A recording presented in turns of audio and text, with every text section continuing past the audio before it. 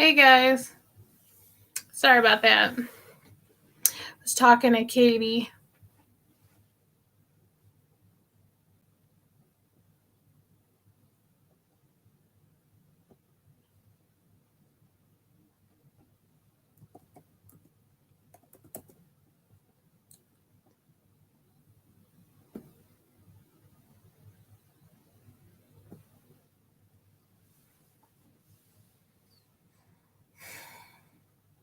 Hey Christy, sorry, I was just talking to Katie real quick, catching up on something. We're gonna do the How the Grinch Stole Christmas reading tomorrow. Sorry, my hair is like in a giant mess. I put on my Rudolph earrings. Like, let's see if I can show it. My little Rudolph.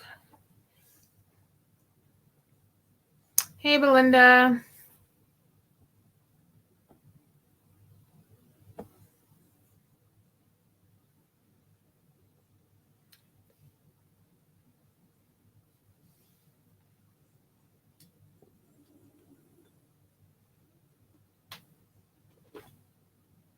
Yeah, let me see if it'll.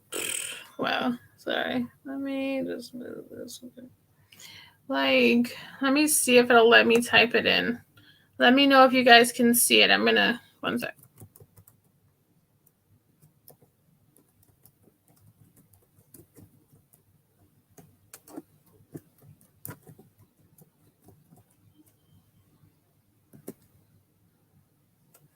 Okay, I just put it in, so let me know if you guys can see it.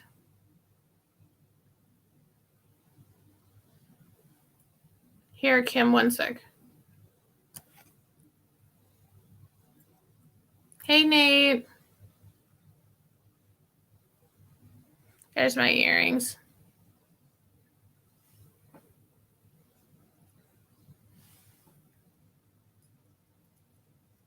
I just slide them, not to be weird, but I just put them under my like gauges, and it looks better that way. Hey guys, what's up, old stuff? Beth, Karen, Belinda, Christy.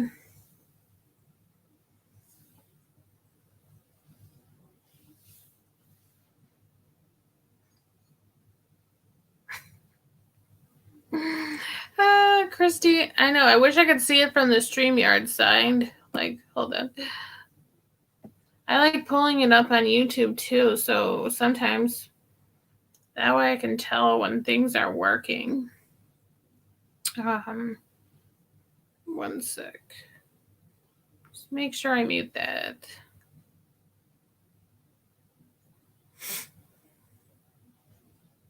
Thanks for the new subs, guys. I just looked at my stats and it's 1 sec. Okay, it just said like I went up 100 and like 100 and something % are people within 28 days. Thanks, Christy.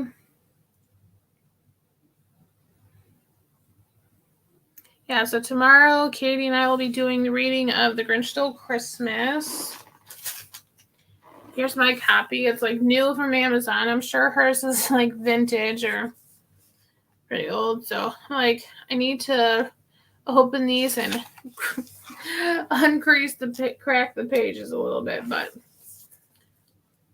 we'll be reading that tomorrow at 6:30 Eastern time. And it might take a little bit longer than her usual readings because it's a little bit longer. 134? Awesome! Hey, get me to 150 by New Year's Eve. That'd be awesome.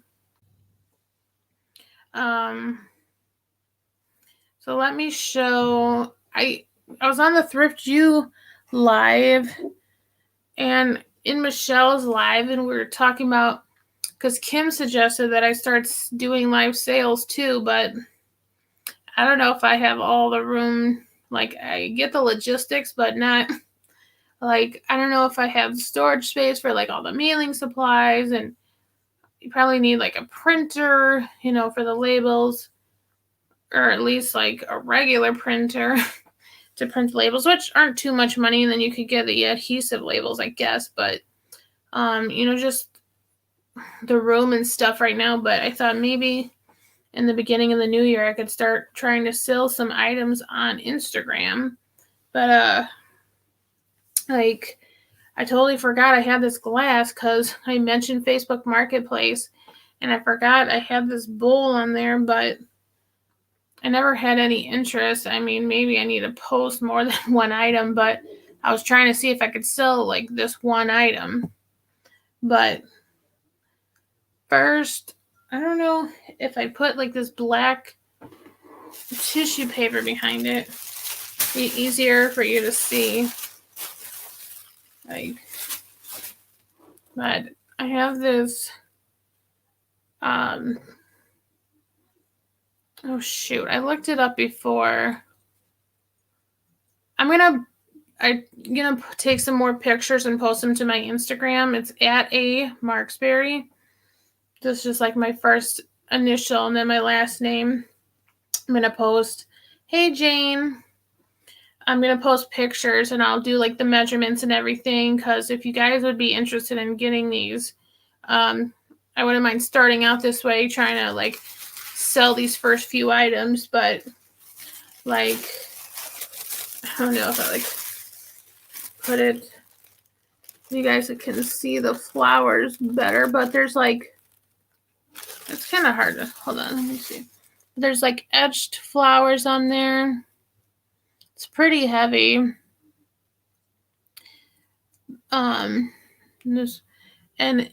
on the pontil bottom part, it has like a number inscribed on there. And I did find someone actually on Etsy when I originally looked up comps on this that had like the sequential number to this. Shoot, I just can't remember who it was by, but I know it's just got like such a small opening. I don't think I can get it in there, but hold on, let me fold this. Like the glare from the lamp here, maybe that's but like, I'll take pictures, hopefully it'll be better. But like, this one has a few scratches on the back side of it, but I thought the flowers were just really pretty. And I never really was like kind of looking at this kind of stuff when I went to Goodwill, but through this group, I thought, you know, this might be something someone would like. Maybe it was the Mikasa. Because then I had a friend of mine tell me that she has glasses, I think, that match these. She was going to show me, but that didn't really end up happening. And then I found this glass bridal basket. Like this, I can put the paper in. Sorry if it's noisy. Like there's etched flowers on here. Like this glare. Let me see. I'm sure you can see it. It's like there's no chips or cracks. I think there's a couple tiny little surface scratches. Here's the bottom. I don't like, here's the other side. There's a nice handle. And then I don't remember. Oh no, it does say PATD, which I can't say it. Patent. Yeah, I think you know what I'm trying to say. I don't know why it won't come out right. Patent, but or I don't know if that stands for something like a company, but okay, not blown glass. Yeah, I guess it does have the seam right there in the middle. You're right. Patented. There you go. But I just thought this was like a really pretty, this would be cute for spring, like decor. You could put some like fake flowers, some little fake tulips or something in here, or real tulips. This would be cute. Or even just like the fake filler. But this is, it's got kind of like on the side here, it's got some little ribbing. Oops, sorry. It's hard to see, but it's kind of like there's a bunch of tiny little lines engraved in there. But I forgot I had all these. I just been storing them on like a cart, the bottom shelf of a card games cart in the dining room. And then this is my last piece of those things I have. I got this big 3-footed glass bowl. Like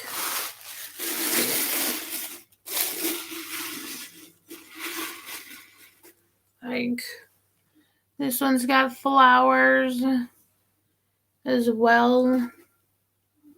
And this has got some kind of, I don't know, I'm going blank, but like dips in the glass here. Flowers, some little textured pieces there. And the foots are kind of coiled up. I don't know all the technical terms, but I thought this was really like I like, daisies and sunflowers and stuff. And I thought these kind of looked, how that light just bounces right off the exact spots I want to in the laptop. Let me see if I tip it. No, like kind of the flowers there and little etchings around the flower and leaves. Cut crystal. Okay. I was going to say, like when they were talking about the glass compared to the crystal, this is more sharp edges. And then kind of like around the tip of the bowl or the edge of the rim of the bowl has little wavy bit here too. And I don't think there's any chips on this either. The bottom has like a little cuts in there too. But I would like it. I mean, I got these all from Goodwill. I think all under $5. So I wouldn't, each. But I would love like trying to get into selling things, even if it's like local pickup. Like at least try to get into these things and start selling. It is pretty heavy. Like, I know. We have a scale in my kitchen. Might just need to pick another scale up and use these, but I was thinking, like, I was telling Kim, I work in a pharmacy and we get bubble wrap and like plastic wrapping around different packages and bottles and stuff. So I was like, I could probably get that stuff for free because we just throw it away. Like, who cares if I'm taking the recycle? But, I can ask. But I figured then I could have the packaging, like insulation for if I was going to sell things for free. And then I know someone said eBay, I think you can get boxes or certain things for free, but I don't know if through the post office, do you have to pay for like all the boxes you get from them? Okay, leaded crystal. I mean, it is. I'll weigh all these things too, maybe like on our scale. That way I can put it with the Instagram post when I share it. But it's pretty heavy. I'm trying to think of something to compare it to. Like when you pick up like a gallon of milk or something, it's a little less than that, but like it's pretty heavy. So that would be free first. Okay. First class boxes. All right. Priority boxes, they are free. Okay.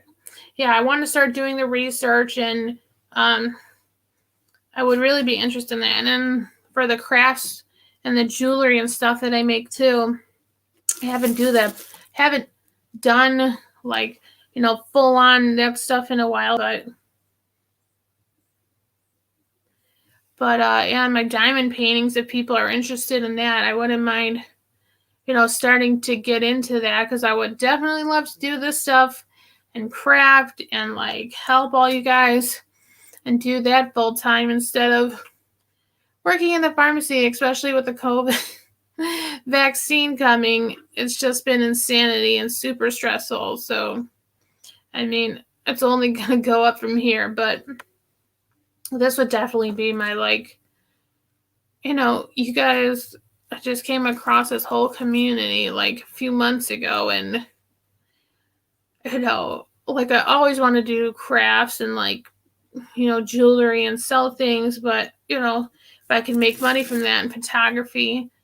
But like, now with all you guys and getting to know everybody and like gaining subscribers, I feel like, okay, I actually have more of a base of like people who would actually look at my stuff through Instagram or on here, that I could at least, you guys could check it out and give me feedback, and then try different platforms. But those are the few things. And I have a live that I did before the Thrift You chat. I don't know if it's posted yet, but when it posts, check that out. I have Patrick from Trusty Huckster Mercantiles live. I did an unboxing of my mystery box, so check out those cute items I got. And he said he switched some unbreakables to breakables since it was just a local drop off, because we don't live too far from each other. So he had his Huckster helper drop off my mystery box. And then, hey to everybody that I've missed in the chat. And I think, Christina, you left a nice comment somewhere, but I just haven't been able to check it yet. I was watching like Thrift You and Michelle like simultaneously, and talking to Kim and Christy and Katie, and like trying to take pictures of these things. But oh, thank you, Sugar Britches, for subbing. And Jane, thank you for those Coke ornaments. I love them. And I was able to fix, like, glue the duck on the one. I fixed the Santa back in the chair, and the Coke bottle back in the Santa's hand. And those are all up in the tree. I don't know if Katie, maybe she's seen those pictures. I have it on my Instagram, but I have a picture I need to show Katie too, but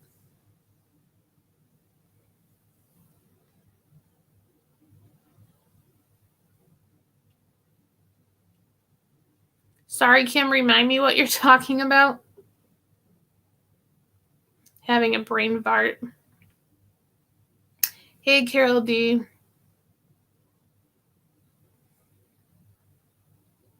Yeah, Kim, you want to get any of these things from me? We'll just do a local pickup. And then Patrick also sent me off with some cookies from his cookie exchange that he said he got too much of. Oh, Sugar Britches is Vintage Roots Collection. Lorian.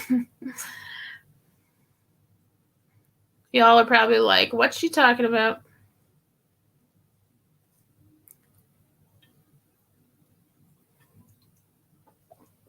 Let me... Oh. No, that's okay, Kim. Let me move this glass. Let me put it on the floor. Before... Anyone who saw my live where I was opening Dee's mystery box, And then the angel like jumped off my bed and the angel of the wing flew across the room. I couldn't find the wing, but I did end up finding it, and I was able to glue the wing back on. So this wing right here, if you can see, there's like the tiniest faint little, there's a little line, but I used some washi tape and like propped it up. And oh yeah, I was talking to someone in Thrift U about diamond paintings. Starts with a B, but I'm blanking on the name. But you guys want to see diamond paintings again? I have someone waiting in the wings too. Hold on. Oh, there she is. Book Bewitched.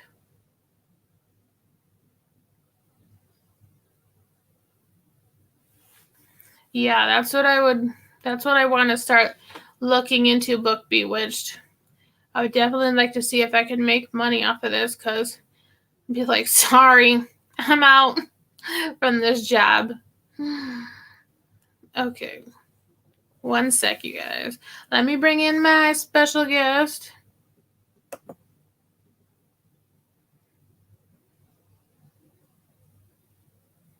Muted. Oh, hello. We just had this issue.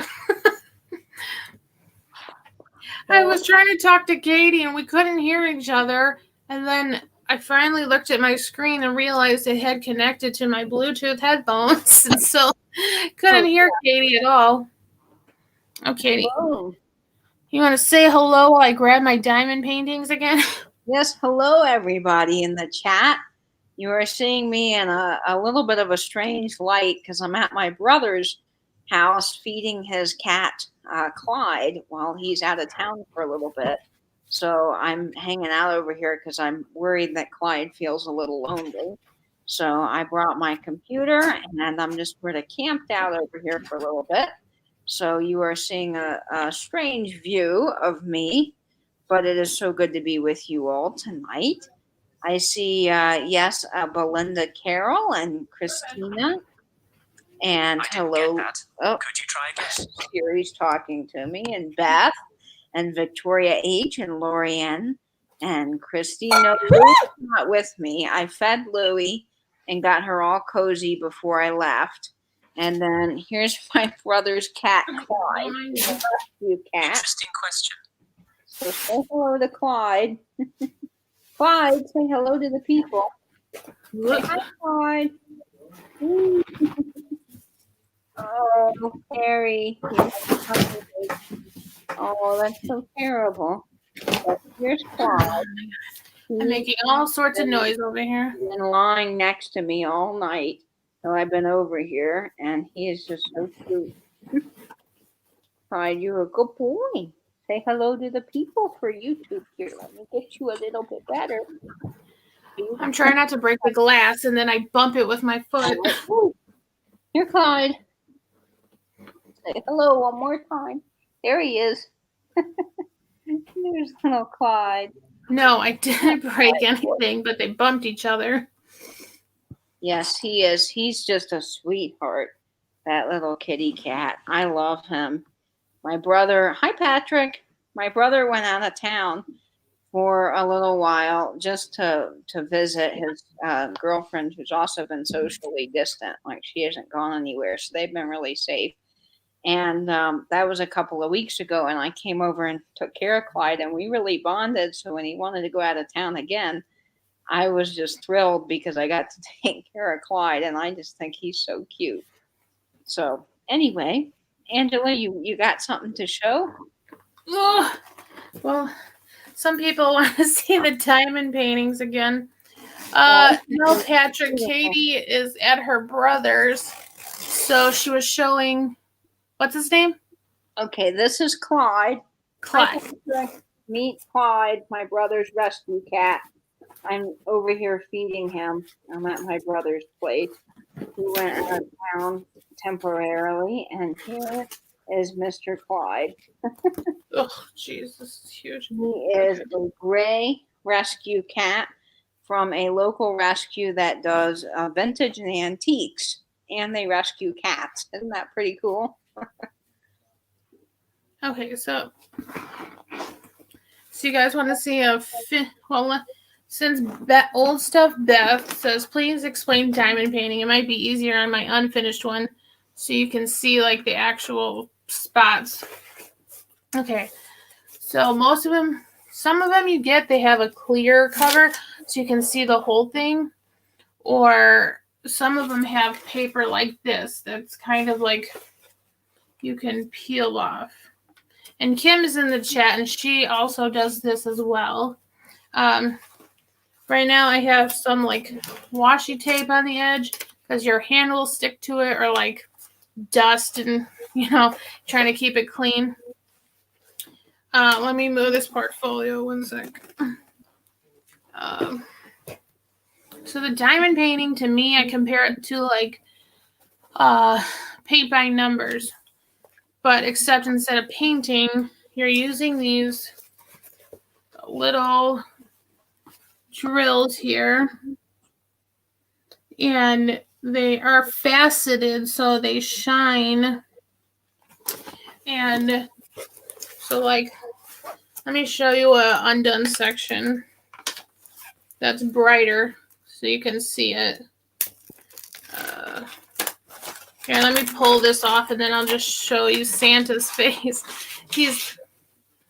Diamond painting I just heard about like over a year ago. So let me go solo for a minute. Go for it. So here's the whole thing that I got. So I've done from here to here and then some up here. So I'm going like across in a line. So I just need to finish this section on the line. But so like if I zoom in, like this all is sticky here. So you zoom in or like look close. Like there's symbols, and on the side you have the key. Like right now it's kind of hard because I have the washi tape, but each color or symbol has a number, and then this number corresponds to the these are called drills, like the little pieces, and they so like 2 up here in Santa's hat, 2 is kind of like a pinky color, so you look at the 2 over here and you find it says number 210. So then you find 210, and there's a special, let me see. Let me grab my supplies, my extras. Oop, now I got the lid stuck to this. 1 sec. So you got, like, this is your basic pen that it comes with.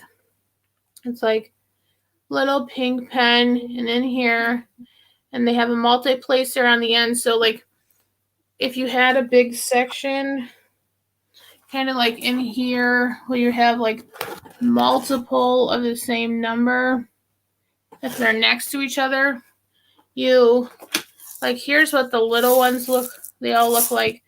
I just have them in these little cups. Like it's all these tiny little guys. And then you dip them in. Some people use tack, and some people but they send you these pink waxes, and you like stick the pen into the wax here, and then you pick up one of the stones at the end here, and then you just match it to the color. So it's kind of like paint by numbers that way. And you put your like little stones in this tray and shake, and then hopefully it'll be like, the good side up. But they send them with every diamond painting, but you don't really need to replace it. So I have like all these extra trays and pens. If anyone ever like needed them, y'all could like get some from me. But like, the Santa I think is turning out really great. I wanted to do something for Christmas for my mother, and I thought this one is kind of like a good size. and he has like the lantern and it has detail, but like there was one with him with a bag with toys, but I thought you wouldn't be able to see like the toys in detail good enough unless it was like a huge painting. But this one, I can't remember if I got this on. Let's see. Shoot, I can't remember if I got this on Amazon or like on AliExpress. Maybe Amazon, but like you can get them on there. Sometimes, like the biggest issue people run into is sometimes the companies, when you're getting them from overseas, don't have enough of a color. So there's like diamond painting groups on Facebook that Kim and I belong to a part of. So yes, you can frame it. A lot of people will use like some kind of sealant, like a Mod Podge or like triple thick. And I've done that to a couple where I just mix the Mod Podge with glue, water, and then just paint it over with like a foam brush, and at least it kind of seals them in. And some people will like wipe the top off with a baby wipe if you feel like it's kind of dulling it too much. This one I've been working on since like, I don't know when I started, end of October or November or something, because I haven't been doing it like routinely like I normally would. Just discovering you guys on YouTube and working a lot. But like this one's gonna be really cool. Some of them I've just been putting, like I'll trim them down and I put it on a like a stretch canvas because it has a white edge, or you could paint it. Bye, Nate. Your octogenarians. Let me put this paper back on before I stick to it anymore. But let me catch up real quick here if you get on your questions. I know a Pomeranian one. I totally would do one for Christy. Some of them I just hang, like you can trim down. I bought dowel rods too because I figured since there's this extra area right here, you could just roll it like this right over the dowel rod and glue it. And then you could just trim the sides and like hang it like that. Or they have the magnetic frames where basically it's just like a pants hanger and it clips. And then you can clip one to the bottom and it hangs that way too. But a lot of people get them framed. Right now I just have a bunch of them in my portfolio, like down here. Hang it without adding the diamonds. Yeah, sometimes. Yeah, Kim's done a lot more than me, and she's done huge sizes. She did like a huge Harley Davidson one, custom, and you can get customs too. So you can send somebody a photo, and they'll do a, kind of show you like, okay, here's 3 options, and this would be like what it would look like. So I did one for my best friend Lauren. I did one of her beagle, which looks just like Kim's beagle, for Christmas last year. It's pretty big. It was like a big, and I just got a frame at Walmart and was able to fit it in there. Coaster size. You could probably do that, Jay, but just like a colorful design or something. But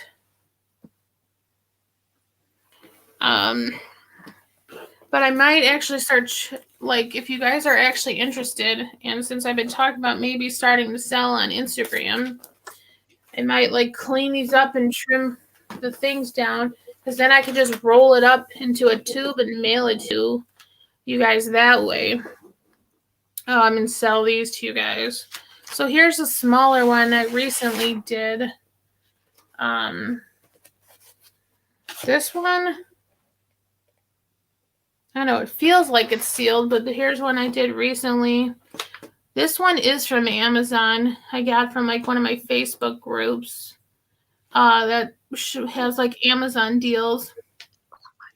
And like when you move it in the light, you kind of see it like sparkle. So it's really cool in the sunshine. Like we have one of the Jesus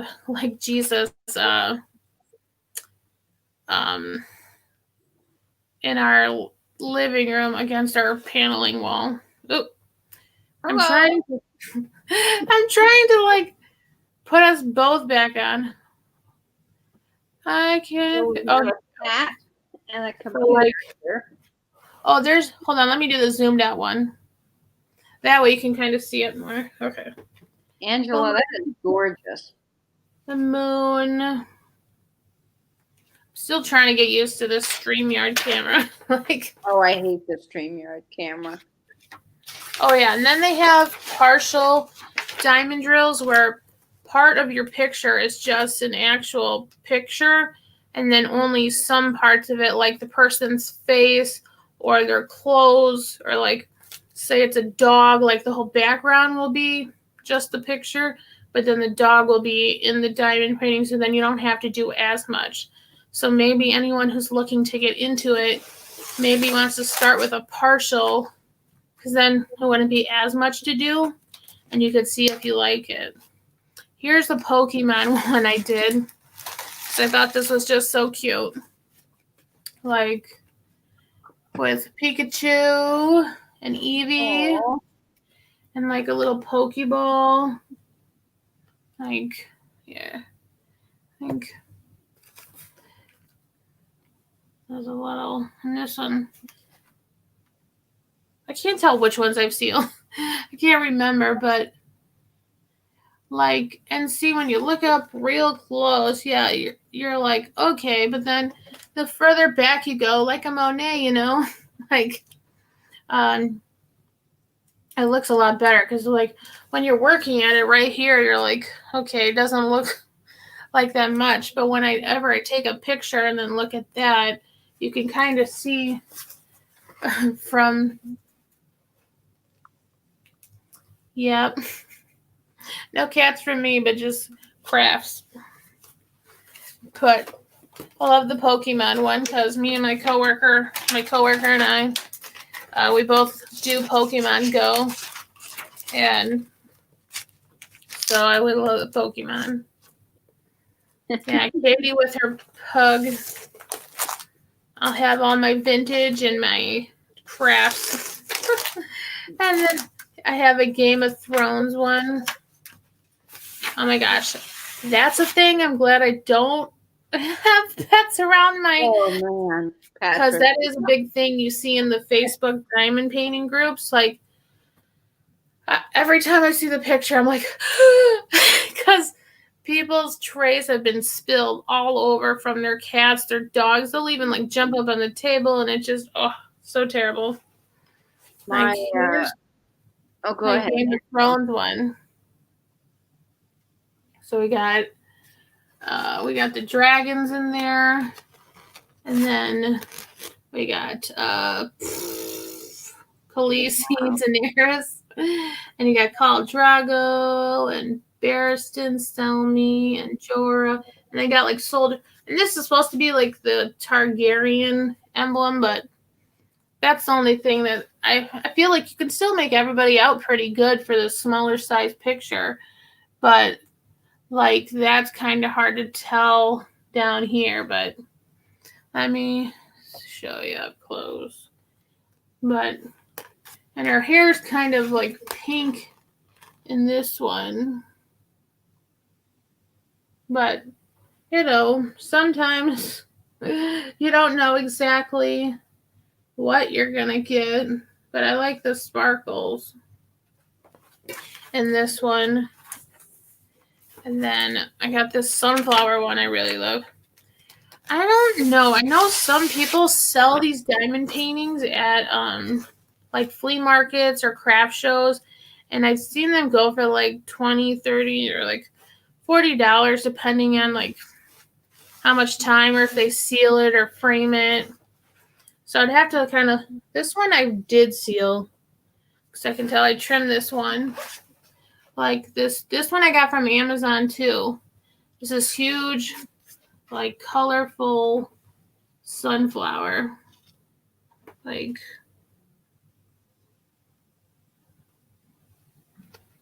I love this one. I need to get this one hung up in my room. Like some color onto my, like, more vibrant color onto my walls. Just have like white and then pink walls that was under the wallpaper. And I'm not a pink person. Me either, Angela. Like, I said today to my brother, because I was like, we were out shopping, and I found those aloe fuzzy socks I've been wanting. And because basically we're all just buying Christmas gifts while we're with each other, because we're like, we don't have time for this. We're adults. Just pick out what you want.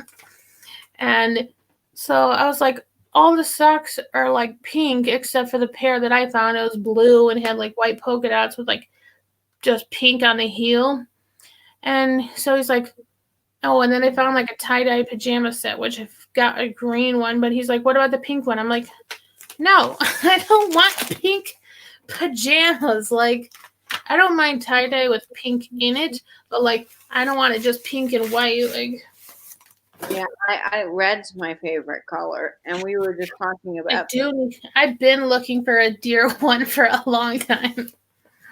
I haven't found like a cute one.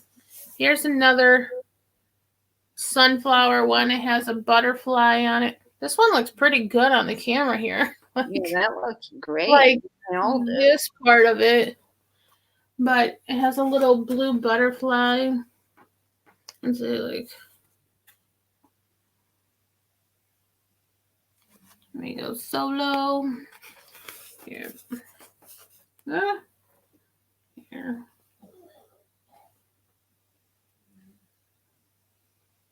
Yeah, sun sparkle.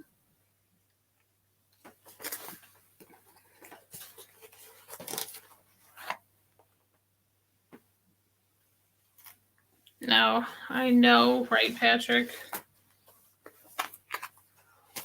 So if you guys want to spend like $100 on my diamond painting, I'm all for that. No. But just kidding. I know, I always undersell too when I sold my jewelry, because I'm like, I don't know how much to charge. Like, and here's one I actually won off AliExpress. They used to have like daily giveaways. I don't know if they do anymore, but I won this lilac one in front of a window with like sheer curtains. That's pretty awesome. I'm glad Carol D is like trying this out. Like, can't see, but I think it's really pretty. I talked to Sandy's lilacs, and she's like, I'm looking for a lilac one. I'm like, well, I have this one. She's like, looking for one outside. So Kim, if you come across a lilac one that's like set it out, like a kind of an outdoor one, let me know. But those are really cool, Angela. I don't know that I would have the patience for all of those tiny little things. I feel like it might run me nuts, but they're beautiful, and the amount of work is amazing. No, Patrick, they're not self-spacing. That's the thing I always get compliments on, actually, in the diamond painting group. Like, the square is easier because there's not really, because it kind of goes more edge to edge, and people like square because they say it has more detail. So, like, no, I basically place every single one of these, like, down. But the round ones, like, I prefer round just because, I don't know. I feel like with the squares, I'm always trying to keep them straight. But that must be hard, too, to get them all aligned, so right? The round ones, I feel like, okay, so like, oh, this is a square. Oh, wait, no, this is round. So the round one has like kind of a square background. But so like you kind of have the color to shade in around it. Like, so these ones, I don't know. I felt like I haven't had an issue with the round ones, but like I'll also take the tweezers. Like, let's see if I can line this up. Like, try to like push everything down and make sure it's like straight in a line, like that there's not too many like, what do you call that, rivers like in a book, like in all that white negative space. And then I don't have my pretty diamond painting pens in here, but I did show it in one of my other lives. Kim sent me a couple diamond painting pens that people spin or like make out of acrylic and clay, polymer clay, I think. And like some, like, I think the diamond painting Kim's doing right now, it's this huge Christmas scene, has like 60 something colors, I think, which I'm good with like 24, 25 max, because that's a lot. Like, because then I try to put them, when I'm done, I put them into little Ziplocs, and I have little cubes, like kind of like a pill box too, that I try to store everything back in and keep it organized. But I did make like the Day of the Dead. I don't know if I posted that little wooden skull, but I just saw someone post in our diamond painting group. They made ornaments with their extra drills. They had like red or silver glittered ornaments, and basically it almost looks like the crochet. You just put like the drills in like the snowflake shape and different designs. And I was like, I feel like this group might actually kind of like that. So maybe if I could even find some like those plain, just shiny like red bulbs, and then you could always just add a little glitter spray to it even after the fact, but make nice little shapes on there. And I was like, maybe that could be like a new easy craft to try out. I just ordered some fast grab tacky glue after talking to Sarah. I'm like, what do you use? Because the glue I have sucks. Like, so yeah, 65 colors. Yeah, and Kim's painting is as tall as she is, like crazy. Wow. People are asking you about selling like the sunflower one. Lori Ann was asking, she would like to buy it. So which one, like the big bright colorful one or like the darker one? Because she just said sunflower one. I don't know which one. But no, I'm like some of them, like actually no. Or I mean, like I want the big colorful sunflower one, but I'm down to sell the other ones. I don't think I have a tiger one in my living room too. I did for my mom. That one I did a long time ago. We have the Jesus one, and because the one with the butterfly. Yes, that's the darker one. Yeah, she can have that. I need to, I can look it up and get back, like, find out what people are really charging for that. And then, of course, I probably wouldn't sell it as this portfolio case I actually got from a new thrift store that opened by us a few months ago. Ooh, so heavy. But I got this for like $3.99, I think. And it has like all like the pages in there. I mean, you could tell someone had used it. There's like the glue marks, but when I put the diamond paintings in there, you can't really see, and it's a good way to like store them. But I have like, I don't know, a diamond painting. It's too heavy to hold up, but like I have one of those that I had to get when I did theater in college. We had to have portfolio reviews every quarter, and I spent over $100 on one of those. So for $4, I think you did great. And yeah, I got this one from Perks Thrift, but they just sold, and a church just reopened like the thrift store, and they've been getting a lot of new things. So I need to go back there and check it out. Okay. The one with the butterfly. I know that one's really pretty. So I actually got a rotary cutter from Dollar Tree, which I was amazed. But I can trim that one up, and then I honestly don't know. Like if the post office has those tubes that I could send that in. Okay. Yeah, the tubes are easy to get. The post office has them, but you can get them at like the UPS store or even sometimes Dollar Tree has them. I've seen. Yeah, I was just when I was there the other day, I was like, okay, they got a bunch of bubble mailers, like so I could come here if I had like, you know, like my jewelry or something, that kind of craft.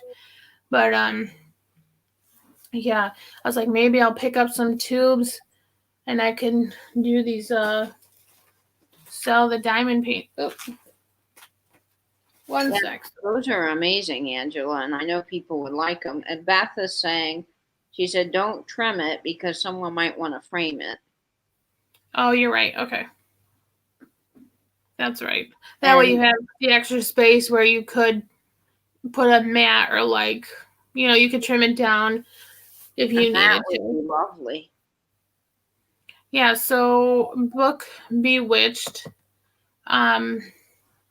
If you don't mind sharing your name, that if you don't, that's fine. But every kit comes with the wax, the pen, and a tray.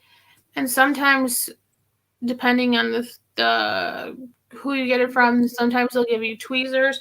So I have a lot of tweezers as well. Sometimes there's like needle kind of nose, which I don't know why you would send those kind, because it's a little hard to pick up something with like the needle nose that's that small.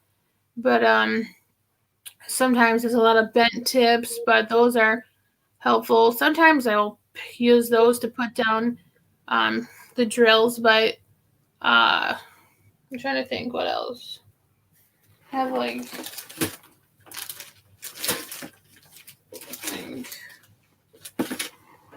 yeah, there's a lot of tweezers. I just got like those Jello shot kind of condiment cup things, and I just use masking tape. For me, like this is the easiest way to use for when you're like in progress. And I just put the drills in here, and then I have like the basket. I think I've shown you guys, and just when I'm done, I just take off the masking tape, put these like in the mini Ziplocs, and then store them. But like I have like plus there's more, but I have like all these trays. Like I have like all these pens. And actually Joann Fabrics is selling diamond dots, which is like kind of their version, and you can buy because you can buy canvases so you can make up your own design as well. So that'd be kind of cool maybe to do like for like your logo or something, if you're gonna do that. If you made like Katie's logo wax seal or something. But you can like buy the colors. You can get like the pens, the basic pens, and like supplies. But like, see, they send like I got like all these tweezers too, like, and then I have like all these pieces like the pink waxes too, and I have like a huge one that's like a pretty there's like a cabin, and there's kind of like an old stone bridge scene one that I have had since like last year because it's so big. I'm like, I don't know when I'm ever gonna have time to do this whole thing because it's gonna be so long. I gotta find the room for it. Yes, drills are the stones. I call them stones sometimes because I'm like, when you say drills, and if you're talking to someone who doesn't know about it, you're gonna be like, drill. Like, what are you talking about? Yeah. When I saw drills, I was thinking in my world like drill or a drill press or drills. I was like, okay. Yeah, Kim did a 4-pack of snowmen, I think, last year. There was 4 different like winter ones, and those turned out great. But there's like so many like different on AliExpress. It's overseas in China, so I mean, I haven't ordered in a while from there, so I don't know how long it takes to come. But like, you can basically sort it by categories or by manufacturers. Like, you can, and then under each listing, it'll usually have like the sizes, and everything's always in centimeters. So you kind of gotta figure out what size you're getting, how much detail is in there, because if it's something with a ton of detail, you obviously need like a larger size, painting. So that's why now I almost look at things like, okay, this one has so much of one color, like that's going to be so tiring. Or like, this one has so much detail, it's not going to turn out good unless I have a huge one. And even then, because sometimes they'll have like those photo mosaics almost of like all the Avenger characters or something. I'm like, there's no way this is going to turn out unless you have like huge thing. And that would take like forever, and it'd be like really expensive because, I mean, depending on the company, like what's the one? Kim, what's the one everyone loves? Like, not Diamond Art Craft, but the one for like customs on AliExpress. The ones on Wish are okay. Like, I haven't had too many problems with those, but mostly those are smaller ones. So, but Amazon does have like a whole bunch of options. And then someone said they saw them on Zulily too. Yes, Kim. I wish we could put pictures in the chat. That would be wonderful. Now we can't even put links. But then we'd have a big problem with trolls. So. Oh, geez, yeah. Evermoment. Everyone loves them because like they do really good customs. And if you ever do a custom like from a personal photo, you need to definitely look at your picture and see like, like, does it have a yellow tone to it? Does it have a pink tone because of shadows, or purple? Because people don't think about that. And then when they get the custom, they're like, wait, why is his face like orange or red or something? It's because like, if you look at the original photo, there's a tone because of like a shadow or, a glass or a shirt or whatever. So you definitely look at what you're doing. Or like, when the company sends you back the comps of like, okay, this is the size you should choose, definitely like, or adjust your picture beforehand to make sure, there's not like super contrast or something like. Bye, Oh, thank you, old stuff, Beth. Thank you, Justin. I appreciate that. I'm glad. Sorry, Katie, I've just been talking like crazy. Oh, Angela, it's okay, because when you come on my channel, I feel like I'm chatting a mile a minute. I'm a talker, so I'll chat your ear off. But thank you, Justin. I appreciate that. I do love woodworking. Yeah, I'm saying Katie maybe can find some, like, make some awesome wood and diamond painting pens. That would be cool. I think that would be a really, really good thing. I don't know if so the way that the pens work and anything works, you got to get a kit because you need the bearings, and then you buy the bearings so that you can put, basically you're turning the wood and everything down to size so that the inner workings of the pen, like the springs, the twist mechanism and all of that works. So if I could find a kit with the right bearings so that I could mount that to my lathe, I mean, I could turn the diamond painting handles, which would be amazing. Yeah, Christy, most of them listed pretty clearly, but definitely like look in the details because it'll say round or square, and those are the only options. But sometimes, like, if you open your stuff, and sometimes I've gotten really bad drills, or like I mean, I'm dealing with it now on this Christmas one. Some of the colors, like this one is a lot better compared to that sunflower one I did, because in some of the colors, just like the drills that I was going through had holes in them. They were like, kind of almost like broken, like the crescent moon or something. Like Kim ended up, I think, sending me some colors, and she's done that a couple other times before. So thank you, Kim. But like sometimes you just get like terrible drills. Oh my gosh, mandalas. That would be pretty detail oriented, a mandala diamond painting. But yeah, I was looking at your website, Katie, and I was like, yeah, I definitely need to order a pen, find the kind of wood I want, so I could have like a nice pen for work. Because in pharmacy, you're always like, my pen is like my precious, like, because you need one all the time. And well, I have to make one and send it to you. This is the one I think Justin saw that he really liked. Man, my lighting over here is so bad. But that's Spalted Tamarind. What's neat about I know. I was looking at the woods. I wish I could remember. Yeah, I'll have to show you or like send you which ones I like. So the neat thing about this is all these little lines in this wood are eaten out by bugs.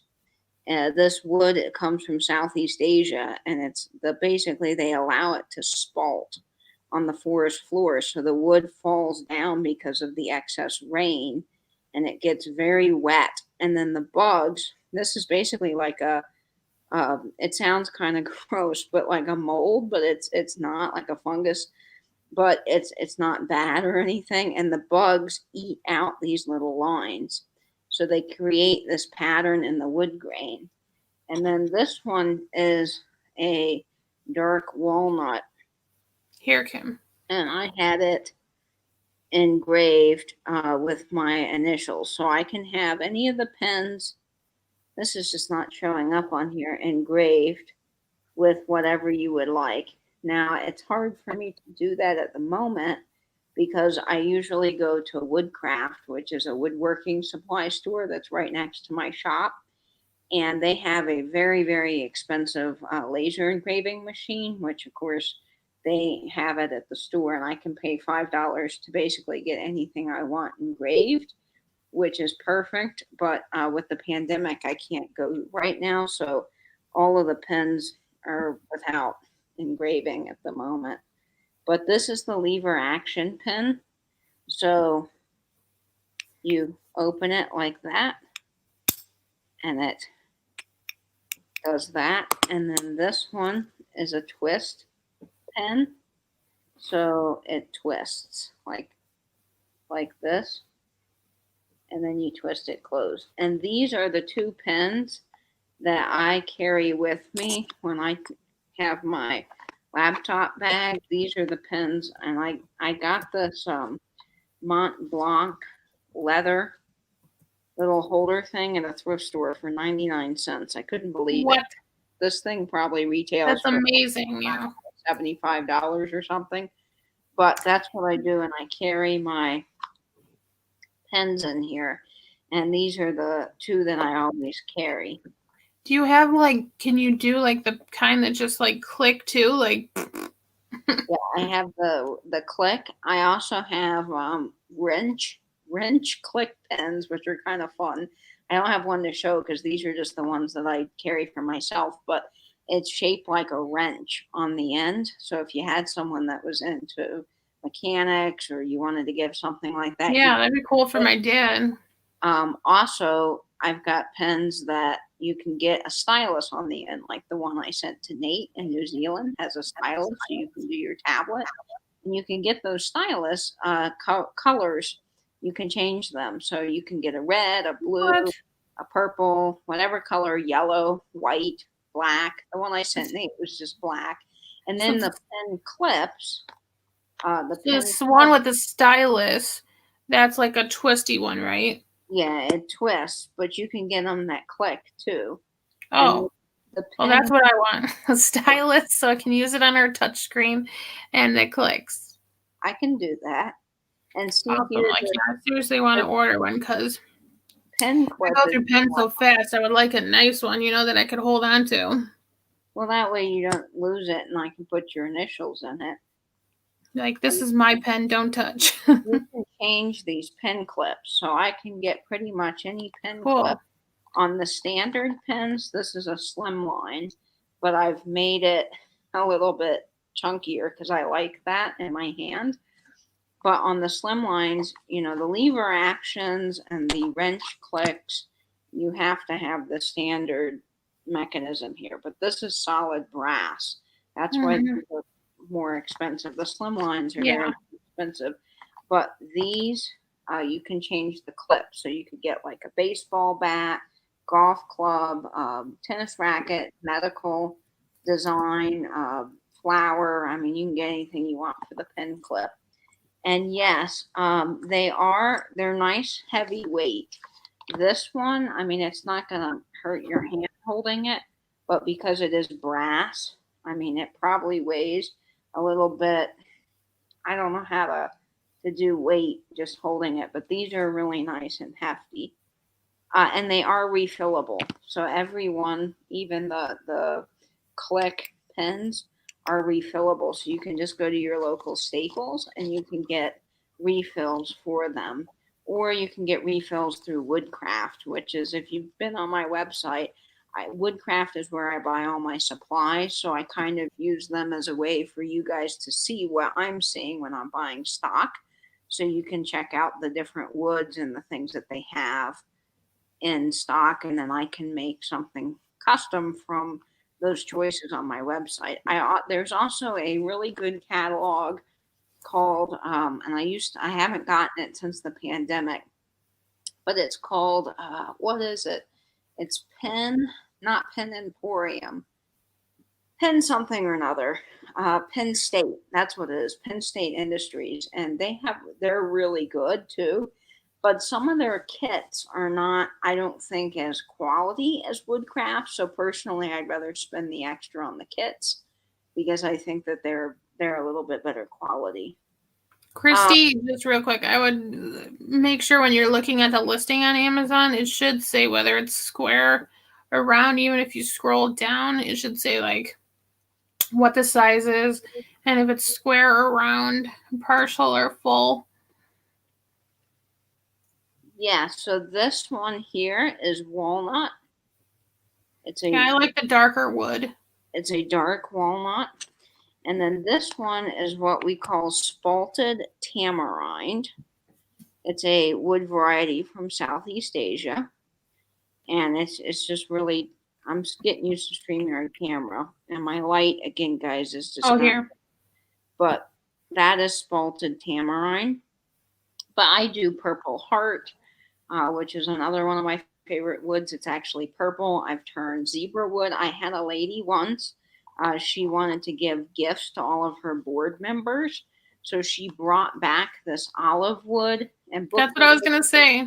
I did see your question, but she brought back these little olive wood animals, and she wanted me to make them all into keychain. So it was kind of fun because I had to go into Woodcraft and I said, okay, now how do I drill these out?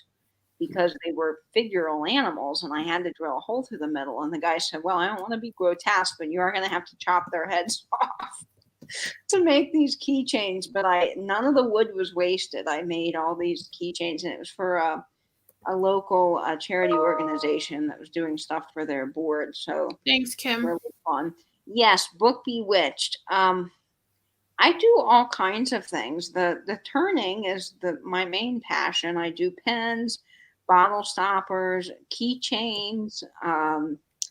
I've made shaving razors, magnifying glasses, anything you can put a wood handle on, and I can get basically the bearings for. I can turn.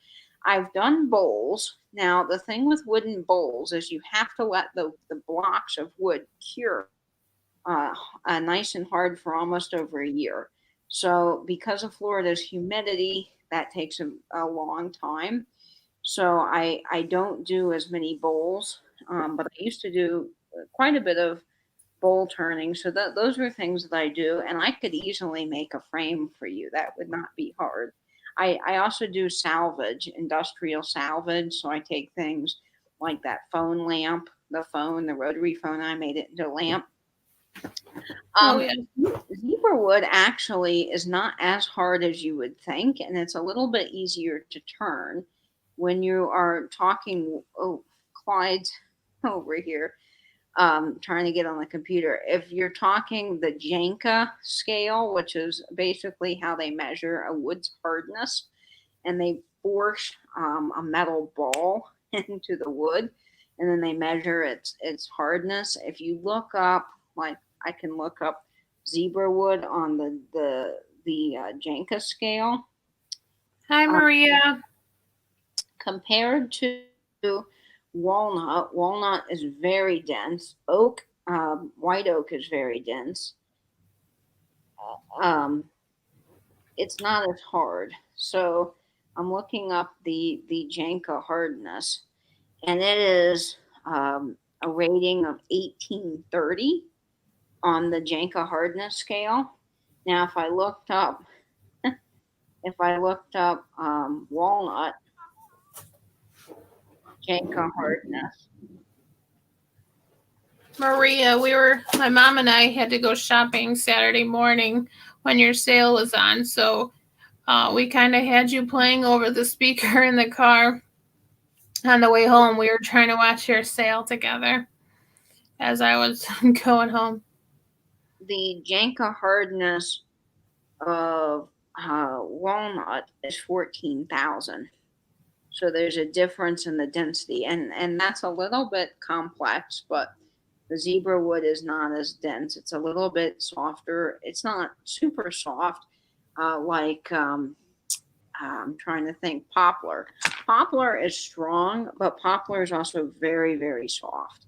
So So is olive wood like a hard wood? olive wood is very soft, like butter. When Oh, and I'm measuring this by again how easy it is for me to turn it. But with olive wood, I mean that was probably one of the easiest woods that I've worked with because it just because I love the look of the olive wood. Like I kind of like the darker, or like sometimes like the I don't know, like how you showed that lighter pen. Like it's a little lighter than I would like, but like I like how have like the lines in it, and stuff like that, like the patterns and the grains and stuff. yes, yeah, I like the variation in grain patterns. I think it's really fascinating. Um, so yes, I love olive wood and Purple Heart. Now, Purple Heart's very dense. And when you work with certain woods, like for example, Good night, Belinda. Night Belinda, a lot of Thank those you. salted woods have to be cured, so they have to be like in a resin before you can work with them. So that's always interesting. You have to. Oh wow, Kim, that's amazing. Pictures. Thank you. I'd like to see a picture. So I'd like to start Yeah. making those if I could. I have to just, there's a kit pretty much for everything. And the kits, basically are the metal parts. So for a kit like for the diamond painting pen, it would probably be the top that picks up the little drills. And Yeah. and then you basically are creating the handle. But same with like a magnifying glass. You're getting the magnifying glass part, but you make the handle. So I've done all kinds of things. I would like to get um, also into shaving brushes. There are people that turn those. I have only done the razors with the wooden handle. So, and you can do acrylic too. So if you're not into wood, and I don't have one with me, but acrylic you can get in a variety of like bright fun colors. You can do your college team if you like football. There's like blue and orange. You can do gold, Bears. red. I mean, anything you can imagine. It's basically like a hard resin, and you can turn some really cool colors out of that. Maria, I saw you got your new smile.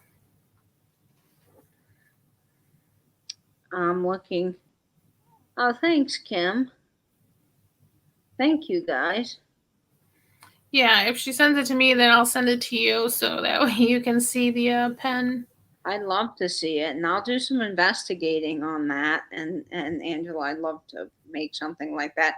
I am in the process, for all of you guys that are wondering about my woodworking shop, I'm in the process of moving. So I'm currently in my one car garage I rent from my apartment building, and there is no air conditioning.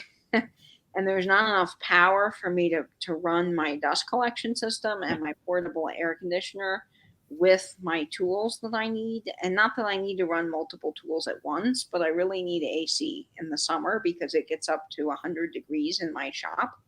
And when I have to turn things like spalted tamarind, you have to wear a respirator because it's bad to breathe that in. So I've got a respirator and a big face shield, and then I wear my turning apron. So I've got all that on in a 100-degree shop, and it's just No.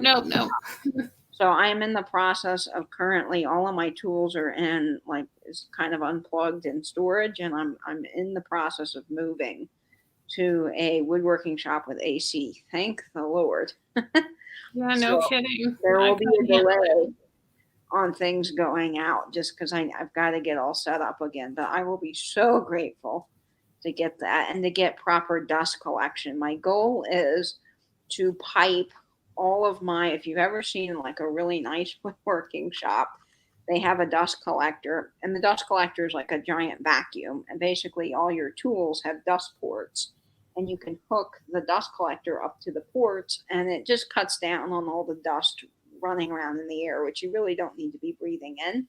So I will be running dust collection. My hope is to get splitters and run, not just have one hose that I'm moving from tool to tool, but have permanent piped dust collection. That is my dream. Now with a lathe, Yes, there's no Kim. port on the lathe, so I want to build. Well, I've kind of built already for my current shop as I made a wood piece that basically can swivel. So depending on what I'm turning, and I can mount that dust collection pipe into that little wood piece that I've created. And then when I'm turning, especially with acrylic, because acrylic is static, it's like static clings to everything. It's a mess. And so hopefully that dust collection, if I can get that a little bit better, will suck all that away. So it'll just be a lot easier for me. So that's what's happening. And I'm Angela. I'm sorry I'm chatting away over here. Oh no, you're fine. Katie, is the handiwork and woodworking you do? Yes, I do, Kim.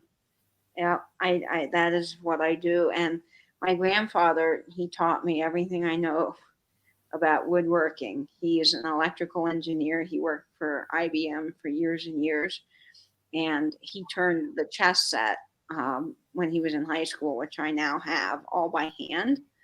And it is amazing. Each piece is different, and he started putting weights in the bottom, and he started building a chessboard. So one day, my hope is to build, finish the chessboard. I've got all the pieces he started, and I'd really, really like to do that. So that is some goals for me, and I'm excited about continuing on doing doing woodworking. It's really fun, and I will be glad when the pandemic is over, so I can go back to my salvage yard and go junking in some piles of real dirty junk because that's what I love, and Yeah. find things to create some more lamps out of lamps and all kinds of other things. Yeah, AliExpress does take a lot. I do Maria, I did get those. I'm giving those to my brother for Christmas. The seahorse, because he's got a whole beach thing going on in his room. So the little seahorse tea light holder size, I'm going to give him that. And I found a little starfish looking tea light holder too at Goodwill. That's awesome. He's kind of like Vinny. Vinny has the whole beach theme going on in his room too. I was trying to find Pomeranian diamond painting. I know. I keep looking at Pomeranian stuff, but I never find anything that looks like Tippy. I know. Tippy's so adorable. He just is just darling. Oh my god. There's some on Etsy. Oh my gosh, these are cute. I just Googled it and at least maybe it's easier to find. Oh my god. So cute. Yeah, these aren't as cute as Tippy. Tippy's just he's adorable. This one is so funny. This dog is like so fluffy. Like Overly fluffy. Wow. Yeah, you can find some on Etsy that people will make like they'll make some and sell those and yeah, but if you like Kim said, if you're buying on AliExpress, they do like a lot of the companies shut down for like Chinese New Year, like the whole month of January. So Justin, that would be amazing. I would love to make something for you and your partner. And when I get all set up in the new shop, I'll be glad to do that. oh my gosh, look at this one. Oh, Oh my god. he's cute. Is this what Tippy looks like as a puppy? That is sort of Tippy-esque. Oh my gosh, that's so cute. Yeah, I'll have to like do like a screen grab of Tippy and try to like find a good match. So speaking of my grandfather and woodworking, when I have my laptop bag, I always have a few things with like my pens, and then if I ever have to sketch something or draw something, I always have like this miniature scale ruler in my bag. But what I just found and I had tucked in there was my grandfather. This was his. He had these, being an engineer, he had these little rulers in his pocket. He always wore short shirts with pockets, and he'd have a million pens. And then he'd have these little, this one is from, for all you guys that like advertising, Transface Process Company out of New York.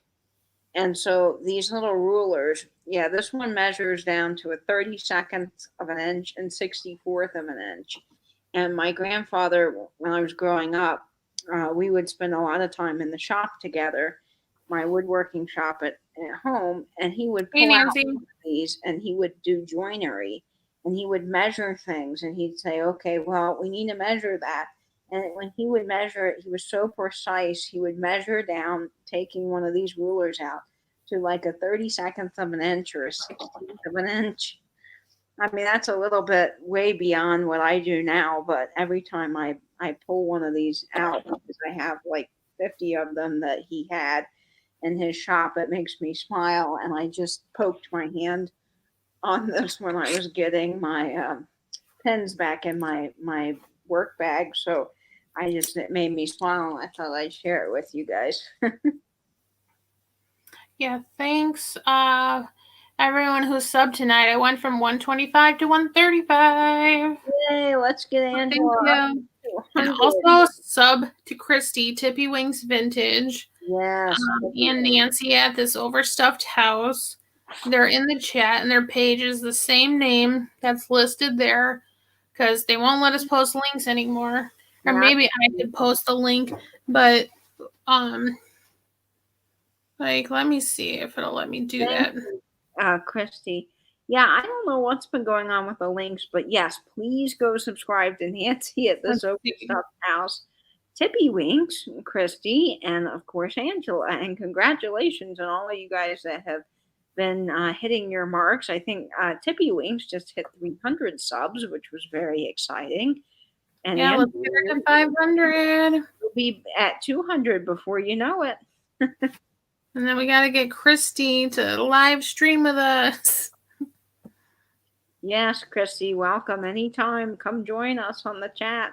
What is going on? I don't know, Nancy. You know, the only thing I can think of is YouTube's been trying to stop the whole sub for sub thing, which has something to do with paid advertisements, and I don't really understand why they don't want to do that. But it's just that I think that's so stupid because it's just they don't allow you to click on the person's name anymore in the chat and go to their channel. and they don't allow you to post links. So it's like some of these smaller channels where YouTube, I don't think your channel starts showing up until you reach a certain amount of subscribers. Because when you first Googled me when I was like nobody, my name never came up, and it was some like heavy metal vintage vinyl thing, and it wasn't me. And now, when you type me in, I do come up, but it's just so frustrating. I don't know why.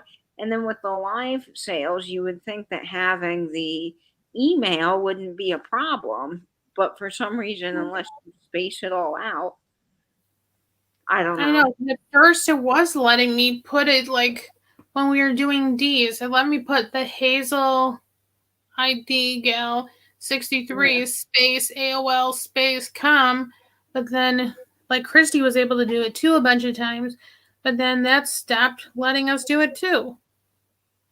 Yeah, I don't know why. I mean, I tried even spacing it out last night on Pamela's sale, and the only way it would work is if you didn't put the at. But if you don't put the at, then all the people are confused. Okay, this I just try to post Nancy's link. If it comes up, that's Nancy's link. See, okay. Now, see, it works when you do it. I see it. Then, right, Tim. Where's Christy? Here we go. See, every time I see her thing, it looks like a skull to me. I don't know. Maybe I just like skulls. Big creators on YouTube don't make as much money as they used to. I think that's right, Justin. I think YouTube's changing the way. I've heard also with TikTok, and I don't, I watch TikTok vintage people, but I don't really, do much TikTok posting. But that's Christy's link.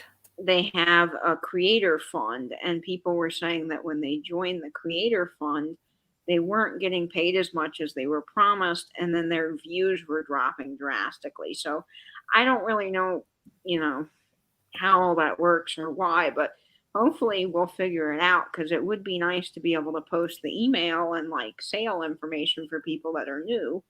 I mean, at least emails, geez. Yeah, at least the emails. Like, okay, maybe I can slightly understand the links if they're trying to prevent trolls or sub. Like, I could get where a troll might come in, but then see only moderators could post the link, so that doesn't even make sense. So I don't know. But yes, please go subscribe to all the channels that Angela has linked if you are not subscribed already. Okay, I'm putting in Jane from Doggone Happy Vintage. She's a newer seller, and she's super sweet and always has great stuff as well, so check her out. Yes, I got a really cool 1920s train lantern red glass globe with the embossing for $5 from her. And I can't wait to do something with that. I'm going to turn it into a lamp for my house. So I'm excited about that. That's fun. Did you see my Coke ornaments I got? Yes, and I saw you're cleaning them, and they came out well. Yeah, I cleaned them with the toothbrush, and then I had to glue like 3 of the 4 because just, the Coke bottle came out of the hand, or like the little duck came off the toy. This is Dallas. Oops, can't type. Dallas. I'm wondering, Christy, Angela's the host of the chat. Yeah. So see, I think the only reason it's working is because she is the host. I wonder if they've stopped allowing moderators. No, Christy, I can't see yours. Because I cannot see the email you put. I can only see Angela, and see she's the host. So I wonder if there's something with that. Yeah, okay, there might be a glitch too, Nancy. And thanks to everyone who subbed to my friend the Cheap Chick, who lives in the same town as Katie, Jacksonville. Really? She reached her 20K in 2020. Yeah. So she posted a video of her shaving. I haven't finished it actually, but she posted the video because their goal was like to shave her dad's beard that he had been growing out till she reached 2020 or 20,000 subscribers. So she reached it pretty like. She was at like 17,000, I think, within like I don't know, like a few weeks or less than a month, I think we went from 17 to 20,000. So that was awesome. So thanks to everyone of my subscribers who subscribed to her as well. That's fantastic. I saw when I was in high school, we had a TV production teacher named Mr. Yoakum, and he had a friend that had MS, and he would always raise money for the MS Foundation. And what he would do is he would grow out his hair like all semester, and then at the end of the semester, he would raise money. And if they got to a certain goal, he would shave his head into a mohawk and dye it pink for all the students.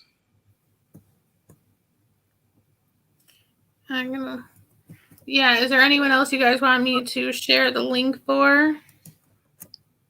Here's Nate's link. You guys should check out his unboxing of his mystery gifts. Yes. And his plate. Okay, Christina, 1 sec. Yep, and Christina Resell at Christina Aguilera Resell Gal, which I believe I'm subscribed to you.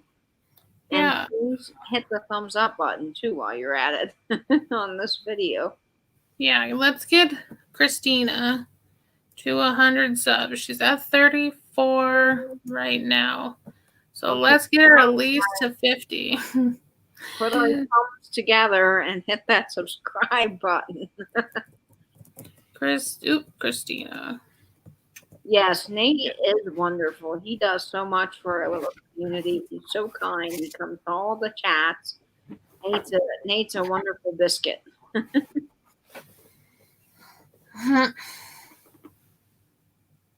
Oh, Christina, it unsubscribed me from your channel, so I'm resubscribing. I am so sorry. I know, I'm like, uh-oh. I've been subbing to people. I don't know if they took me off of anyone. I figured you were Nancy. I was subscribed to Christina, but for some reason, YouTube, that's just frustrating. I don't know what they're trying to do there. Dang, Gretchen. I'm going to share Gretchen at Vintage Cat and Paws. Cat and Paws. She makes some really cool junk journals. I don't know if that's Gretchen's link. Yeah, she does junk journals. She's been doing shop-alongs, hauls, I believe. And she's at 845 subs, so let's get her to 1,000. Wow, yeah, she's almost to 1,000. And I was like, wow, I didn't know, but good for her. Almost to 1,000. We need to get her to do some more sales. Nate is I don't know what the calendar is going to look like after the holiday season. Bless you. Oh, sorry, guys. Sometimes my allergies are so bad. Sometimes YouTube unsubscribes people because I have used to have more subs. Yes, well, I realized I was going through my sub list, and I'm subscribed to a bunch of woodworking channels that I have not watched in like forever because this vintage community has become, thank you, Justin, become such a big part of my life. And so I've forgotten that some of these people exist. And I'm like, oh, I really should go see what content they're watching. Oh, yes, post Maria at California Thrifters link. Oh, duh. 1 sec. I don't know. No, I don't think so. I don't know if she has a separate one for her junk journals. No, I know she shared them on the Cat and Paws before. Maria. Where's Maria? Maria is awesome. Maria sent me some friend mail, and I can't wait to open it for YouTube this Wednesday at 6:30 p.m. during my live chat. So come by to see some friend mail from Maria. And I'll be also playing games and giving away prizes. And I'm going to tell you, one of the prizes you can win is Krispy Kreme donuts delivered to you. I love that idea from Pamela, so I'm stealing it. And if you live in an area with Krispy Kreme donuts, I will get you Krispy Kreme donuts and have it sent to your house or a pickup or however they're able to do it.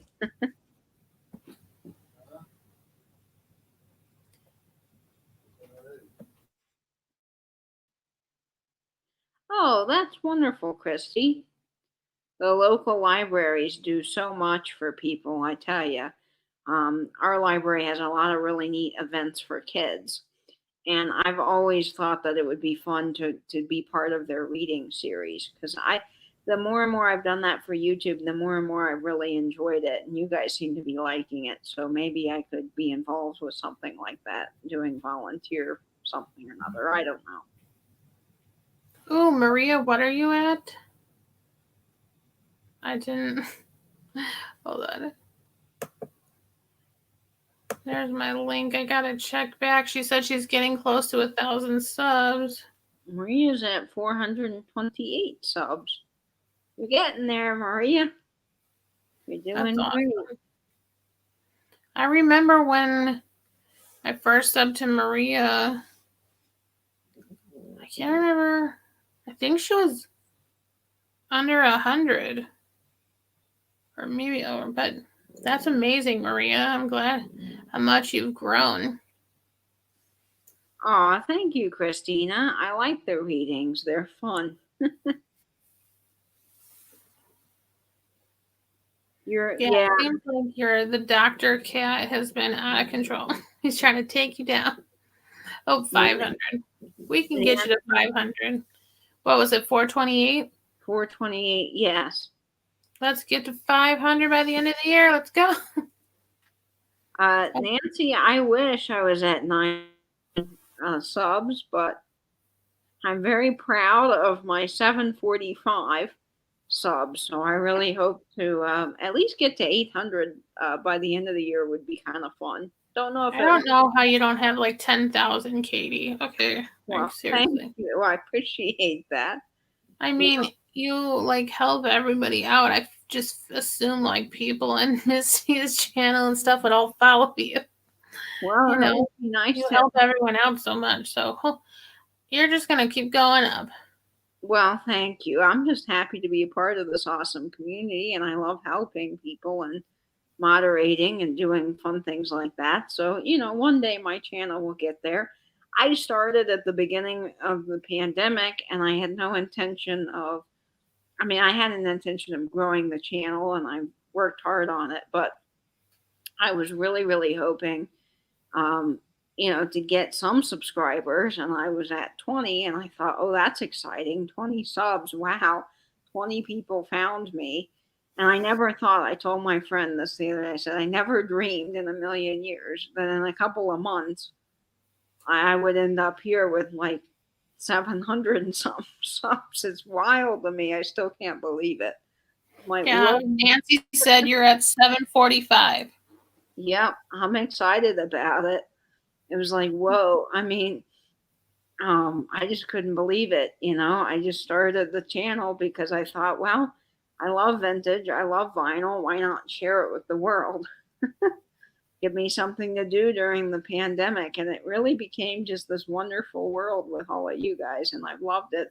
I went from a casual watcher of, I've been watching Misty and Alex and Venny and all of those people for years. And I never once really got involved until this fun live stuff. And it's just great being a part of this community. Can you hear me typing? Barely. Okay. I'm trying to, follow. I'm getting Martha's link. I don't think I'm subbed. So, oh my gosh. Martha's at 91. Okay, I'm subbing. Yes. And we can get her. There's 14 people in here. Let's get Martha to 100 right now. Everyone go sub. Yes, and Martha, I just got your Christmas card. Did you send? I think the other day I got Martha and Gretchen mixed up, and I'm sorry. Fane. But yes, hi Tia Fane, welcome. Yes, Martha, I just got your Christmas card. Thank you so much. I love it. I'll be sharing it on my friend mail video on Wednesday, so that will be fun. I'm going to try to send out a few cards tomorrow. It's just been so insane. So they might get there after Christmas, but I'm going to send them to you guys. No worries. I'm sure that there are people who have sent me something. I started a Christmas card exchange and I'm trying to write back to everybody. I think I've sent over 100 cards out already. I've got a few more, so Oh my gosh. I'm working on it. I've been doing more, like at work. I picked up some cards from the Dollar Tree and just actually there was some pretty nice ones, and so I got cards to send back to the people who like gave us treats and stuff for the whole team, and then I got another box, and so I just been sticking them in the bags, like the prescriptions with their prescriptions for like the people that we really like. I've been just signing it, like your favorite pharmacy girls or your pharmacy team, and trying to, just something cute. That's so Because sweet. this year's just been crazy. Doesn't Dollar Tree have really nice cards? Yeah, I'm gonna bring the rest home, but yeah, there was a whole box I got that said Happy Holidays, and it was a pretty like barn or something. It was like blue and white, and it was really pretty. And then the inside said like Have a very Merry Christmas. And then there was another box that one had 14, and they were regular card weight. It was really nice. I mean, not like, maybe not like a super heavy card stock, but like a regular card stock. And then I got a pack of like, I don't know if it was 20, but they were a little bit thinner, but they had like 2 of every one, but there was like a whole bunch of different designs and different sayings, and like that was really, so that's the ones I've been putting in people's prescriptions with their prescriptions, like, just because there was like ones with like a little camper with a Santa, or like the red truck with like a puppy in the back. Super cute. Hey, Laura. Hey, Laura, or Mary Beth, or both. Yeah. Yeah, I got last year at the Dollar Tree. I got like 30 cards for $1, and it had this really, really cool, like old school Model T Ford with this beautiful Holly Berry, and it was like a really nice card stock. I couldn't believe it. And that was my Christmas cards for last year. But since I can't go out this year, I got a really good deal on Amazon. I got a pack of 50 papyrus cards on sale for like $20, which was super because papyrus is like really expensive. So everyone that has messaged me about doing the Christmas card exchange, you're getting a nice papyrus card this year. Yeah, even because the envelopes were thicker, so when I did my wax seal, it stuck a little bit better. It was just nice. Yeah, Dollar Tree even has like single cards. And I was like telling my mom, like, see, this is what I was talking about for like that craft I have planned with Nancy's vintage wrapping paper. When it comes like the single cards, I mean, even for $1, that's a good deal. Like, it's got the applied pieces that I could take off and add to that craft. And Martha's at $194. Yay, Martha! I mean, sorry, 94. 94. So go follow Martha at Vintage Conversation. She's just been getting into sales too. She did one with Beth Carolina Princess and our Vagabond Travels, Debbie. And let's get her to 100. And give me a thumbs up. Yes, always thumbs up. Tia Fane says that he saw his first piece of treasure craft yesterday, and I thought of George immediately. Yes, Tia Fane, I did go in the one antique store. I've not been going in anywhere during the pandemic, but this one antique store at like 11 a.m. has nobody but the one lady that works there. So I put on like 2 masks, and it's a huge warehouse, so I felt really safe. And I went in, and they actually had a Florida piece of treasure craft. It was the toes, which is the one my least favorite because it's a little bit. I don't know why I'd want toes hanging on my wall, but it was Toes? cool. Yeah, it was toes, like a foot, and it said Florida, and it had the really cool red. I was like, maybe she said toads. And I was like, ooh, treasure craft, George. It made me so happy. I was like, I've seen my first piece. I haven't seen one in the wild, but I got mine from Jeffrey, which I'm gonna leave up all year round, even though it's got the yellow and orange butterfly on there, and it says Six Flags, which is Oh, from my area, and like I just love it. It's a napkin holder, but nobody can tell. I have it in my dining room. I love it. yeah, I love treasure craft, but I'm not much for the toes. But that color with the red, I would love to find a Hawaiian pineapple with the red. Like, but I've started thinking that it would be cool if I could actually buy a piece from George. You know, that would just be more special. And I have George's book on treasure craft, and I've been reading it, and oh my gosh, it is amazing. My gosh, Martha's getting so close. Yay, Martha! Let's My go, gosh, she's Martha. at 96. Let's go. Let's go. And then follow. So Oh, yeah, go back. very cool, Tia Fane. Thanks, Terry. Yeah, I'm trying to share the love. So we got Maria and Nancy. Um, and if you're not following Fatbird Finds, I mean sub to them as well. Every Friday, flipping and sipping. Mighty Boy says, I'll make an account and sub to you as Clyde the cat. See, I'm going to put my paws to work right now on the keyboard.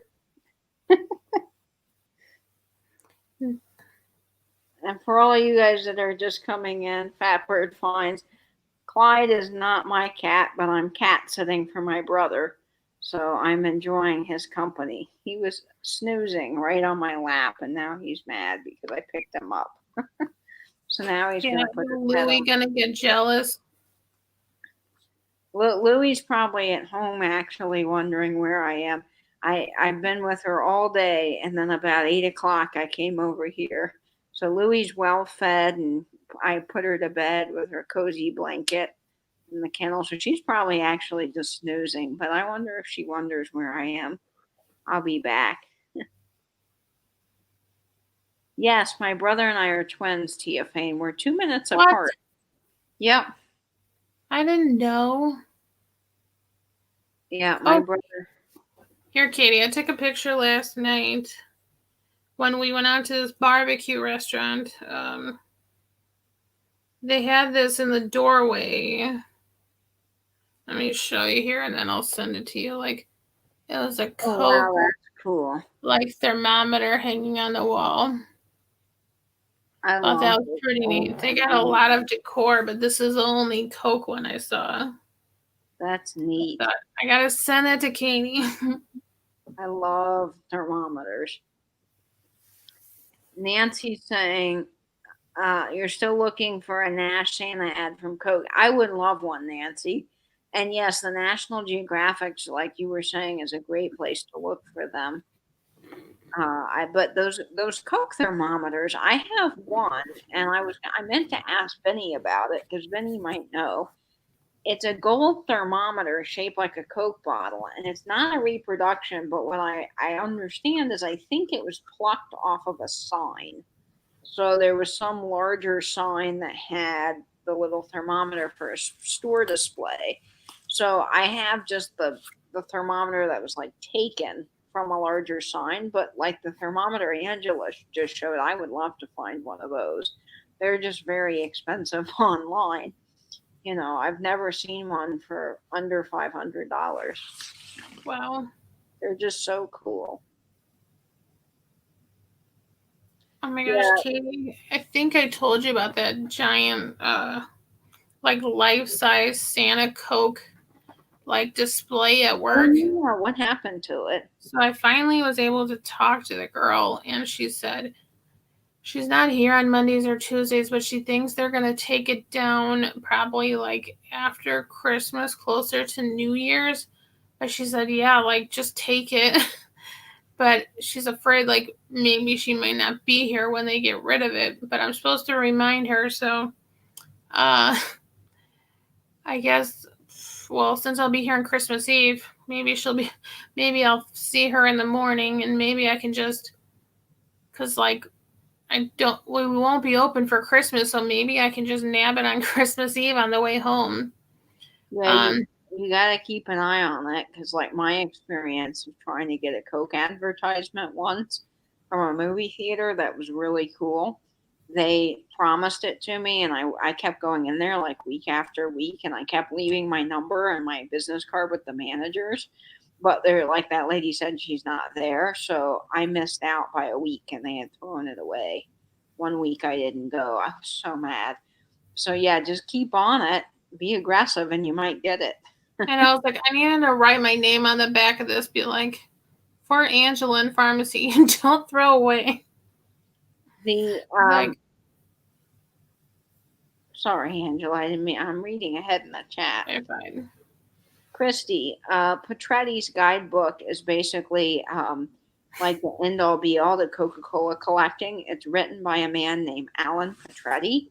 And Alan Petretti has one of the world's largest Coca-Cola collections. He's like got the mintiest of mint, and his house is like a museum for Coke. Everything is all original. Even has Coca-Cola gum from gum. When did they make the gum? I think 1930s. In the original wrapper, which each gum stick is now worth about $2,000 a piece because they're very rare. So his guidebook is basically the best guidebook for anything Coke. And if you find one for cheap, pick it up because they're selling online for like $100 because the books are like this thick. It's like an encyclopedia. And I have the black version, but Vinny has the newer white version. And he says that all the Coca-Cola trays are in color, which mine are not in color, and it's not updated. So I really need to update. Yes, 2,000 a stick. And I saw the other day on eBay, there's a wrapper, a Coca-Cola gum wrapper for 3,000. And I can't believe, but people will pay that because it's Coca-Cola gum. Now, I do have a cigar band. Coca-Cola also made cigars. Yes, it's a price guide, but it has great information, not only on Coca-Cola collectibles, but also on fakes too, Coca-Cola fakes and reproductions. So it's a really, really good learning tool if you're getting into collecting Coke, because there's a lot of things that Coke had their name was on, but they didn't produce it or they didn't make it. They were fantasy items basically made by people kind of ripping off Coke. And so a lot of people, like I've seen the bottle openers with Coke's name, some of those metal bottle openers, people are trying to sell them for like $400, saying that they're original from the 20s. And if you look in Petretti's book, you can clearly see that they're just worth $5 because they're cheap metal made by some other third party person. So it's helpful. Yes, Petretti. It's spelled Perrett,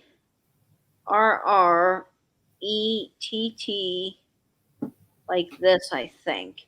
Wouldn't it be Peretti then? Maybe it's Peretti. I don't know how you say his.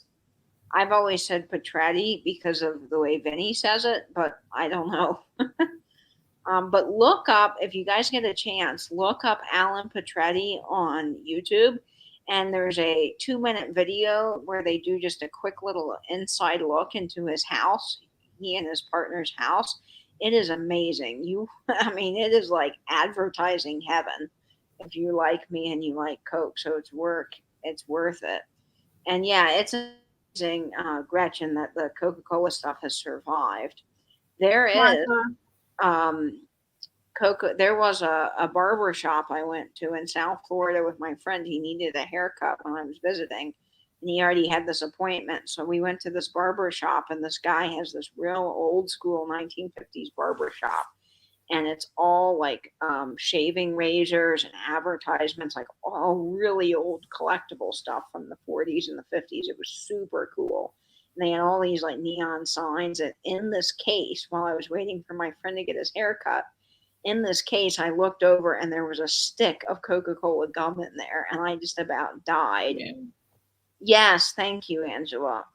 So I asked the guy, the manager, I was like, "Hey, can I see that? You know anything about it?" He's like, "Oh, the owner's not here. I don't know." But man, I would have loved to see if I could have bought that from him. Yes, that's how you spell it. Yeah, I think you spelled it right on the Did I? chat right down there. Well, thank you, Angela, for looking it up, because spelling is not my strong suit. No, like I put in Peretti and then like nothing even similar, and I'm like, okay, I don't know. And then finally the Coke picture came up. I'm like, this has got to be it. Yes, Tia Fane, maybe there's some Coke gum stuck under a table somewhere that's worth a fortune. Oh, gross. It's amazing what Coke produced, because they put their name on every giveaway item that they possibly could. Like, I have a advertisement, a full up advertisement that was given out at school dances that teaches you how to do the Madison, and it's an ad for Bubble Up soda and for Coca-Cola, and it's pretty cool. So you never know what you might find advertisement wise with Coke stuck on it.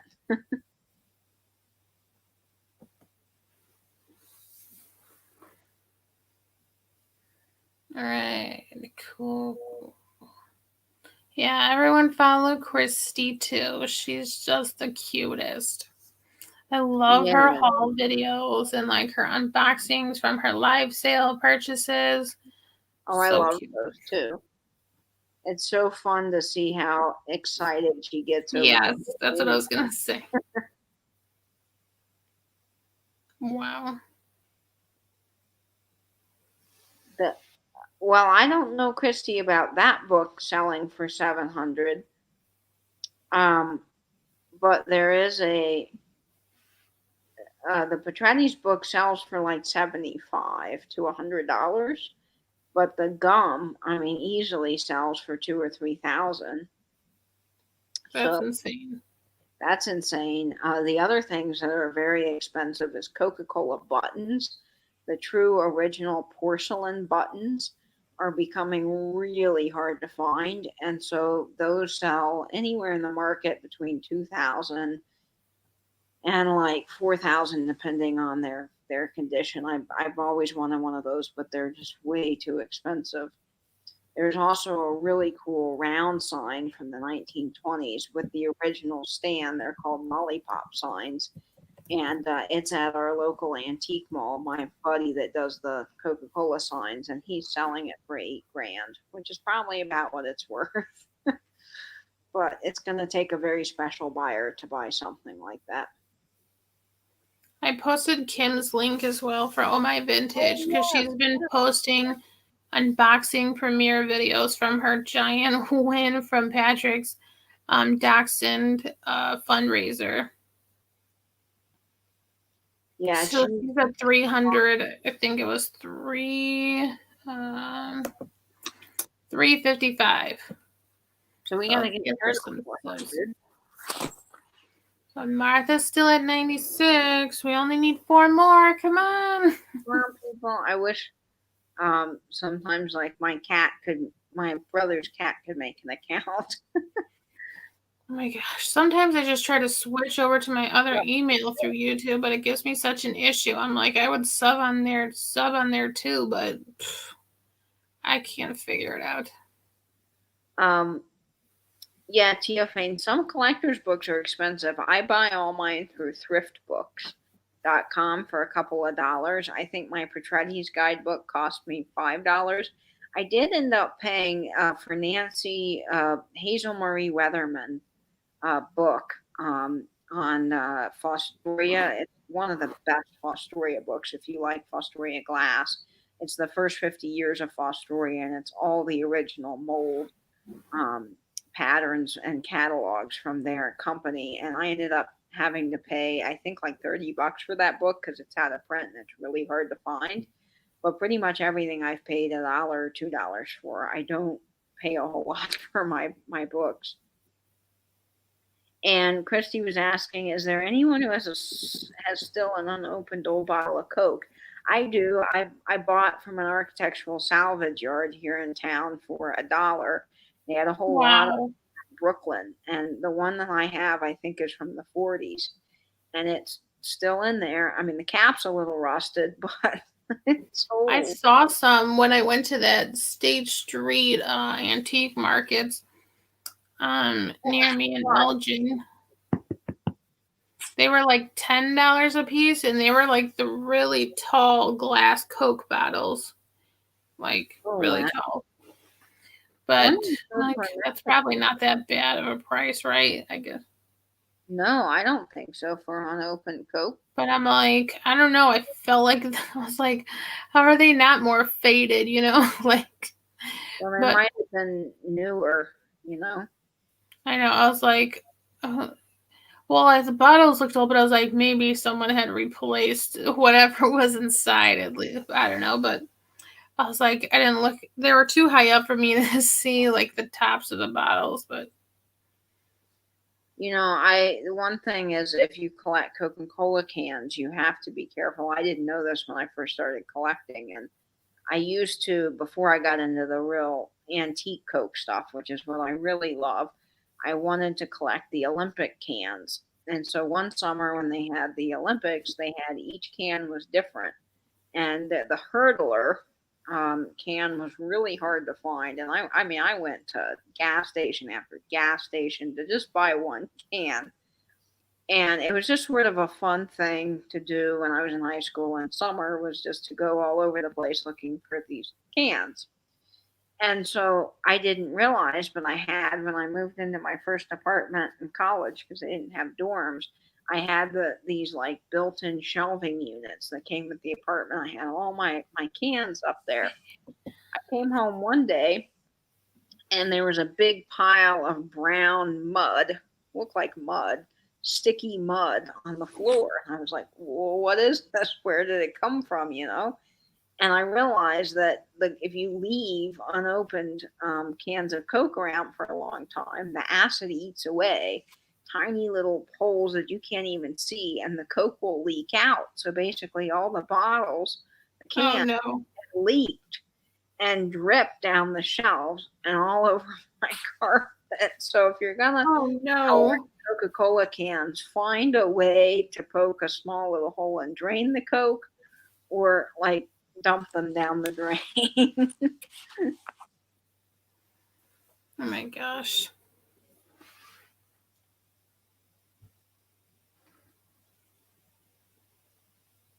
No, Christy, I haven't, but man, that would be cool to go. I want to go to have you seen What? the Neon Museum in Vegas?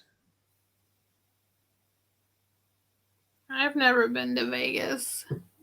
I've never been, but there's a neon sign museum with all the old signs from the old casinos from like the 40s and 50s, and it's supposed to be absolutely amazing. And it's just like this huge, you can take the tour at night and all the signs still light up. Oh, I want to go there. It sounds so cool.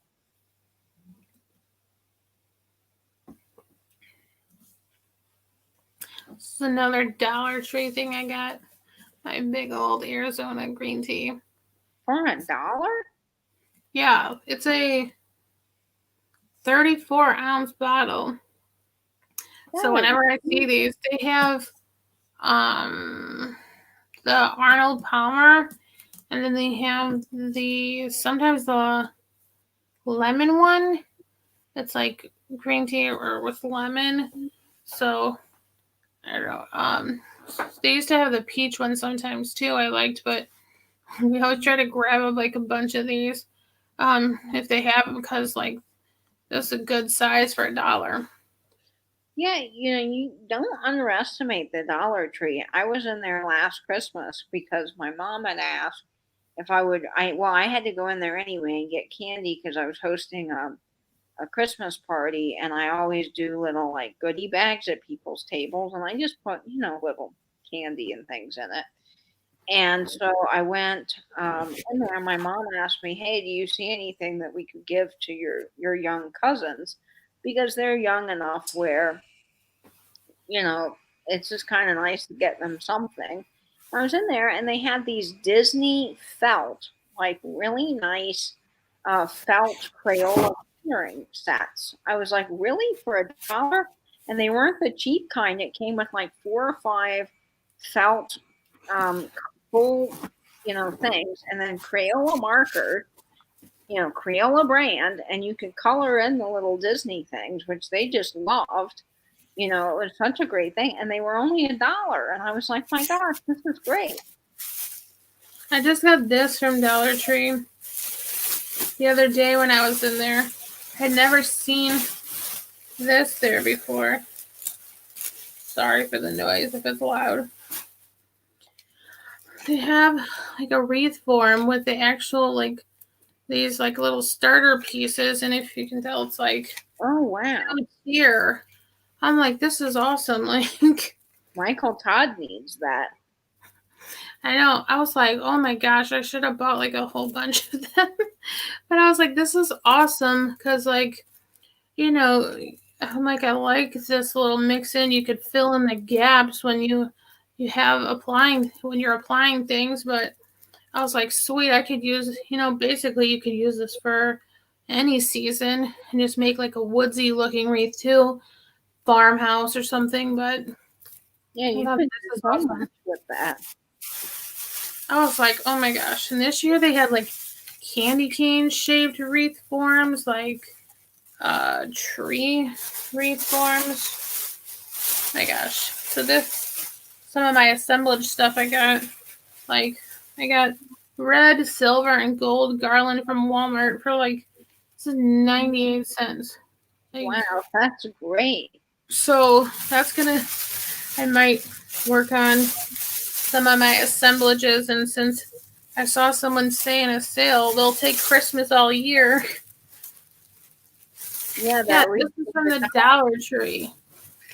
Like, it was in the floral section, like down the aisle where they have like the floral foam and the birds and butterflies that you can like clip on. This is like on the bottom shelf, like wire work wreath. And I like it. I think it's a little bigger than the wreath forms usually are. It's a 12-inch, and they have like a little how-to on the back. But I thought, oh my gosh, this is a good deal. I mean, for $1, some of the stuff, like with the candy, I always look at the ounces, because sometimes, honestly, yes, you spend more there than you would just buy a bag of it. Like, so you do have to look at that stuff, but sometimes it's amazing. And like I've shared before, I do Rocky Horror Picture Show every year, and I go to the live showings. And at the end of the show, you throw a whole deck of cards, open it up, and you litter the deck of cards all over the theater. And so I always go to Dollar Tree because you can get 4 whole decks of cards for $1. 4. And so I just sort of hoard. I have a bin that's just basically one of those plastic tubs with my Rocky Horror costume and then all of the props. And throughout the year, when I end up in Dollar Tree, like I'll buy another 4-pack of cards. I'll buy some confetti for $1. Like you can get 8 bags of little confetti in all different colors for $1. And so since they don't allow rice anymore in the theater, people take confetti. So I just stock up on a few of those things and I keep them in my bin. And it's great for $1. I mean, you could do like endless amounts of crafts with those cards too. Oh, bye, Christy. Thanks, Christy. We have soothing voices. Thank you. I hope so too, Martha. We're hoping you wake up to 100 subs. Yeah, Martha, how many do you have now?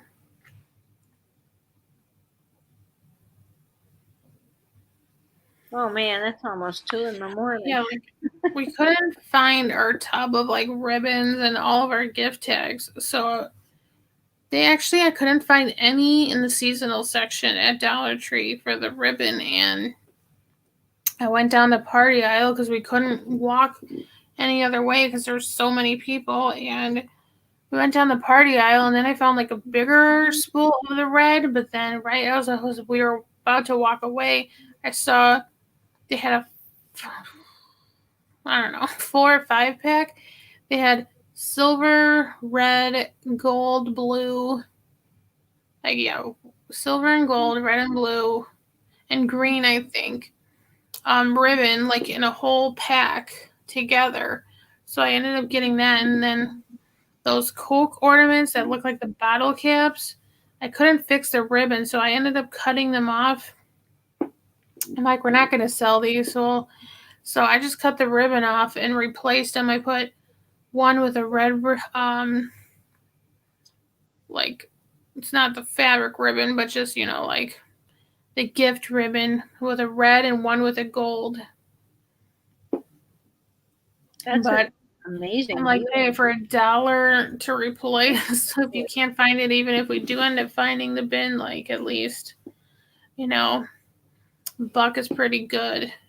And I got tissue paper because for $1, red and green. Tissue paper.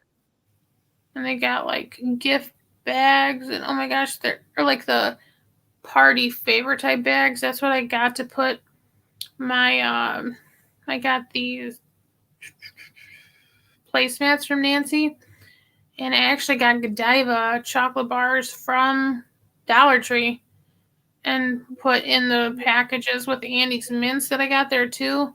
And today we went to Big Lots, and I got a bag of Lindor truffles for like $5.50 for the bag of red ones. So I'm gonna just give everybody the placemats from Nancy, like a placemat for each person and a bunch of candy. Oh, that's cute. I love that idea. They better like it now. Can you post Vintage Conversations link one more time? Yeah. I found my grandparents I have them set up on YouTube, so I'm going to subscribe to them through my grandparents because I know that they will, if they're able to watch some of the videos at some point, which I'm hoping they'll learn so that they can see my content and other people's content and see what I'm doing in the community. They can. When I post the links, is it clickable? Yes, it were. Okay. It just doesn't show me in StreamYard, of course, so I'm like, I have no idea. Okay. That way I was like, oh, let me see. Okay, Nan, those are the blue ones, maybe? I don't know how I know that, but I think maybe the blue ones. Probably because I work at a grocery store, but. Okay, yeah. I can go to it. I feel like I wish we had maybe Misty or Dee does, but I wish we had like a little place with everyone's address who is like open to sharing with other people that they know, so I could just like go in there and send things to people, or like send cards to people without asking them, so I could send it like as a surprise. Yeah. That would be nice. But I'll look tomorrow, or no, I work on Tuesday, so I'll look for some the dark chocolate ones. Okay, let's see. I'm trying to go back to the chat so I can see the chat as me. So it doesn't. Oh boy, what have I done now? I've logged in as my grandparents. Okay, now I'm back in as me. All right, we're good. Did your dad live in Florida as well? My dad lives in Rock Hill, South Carolina.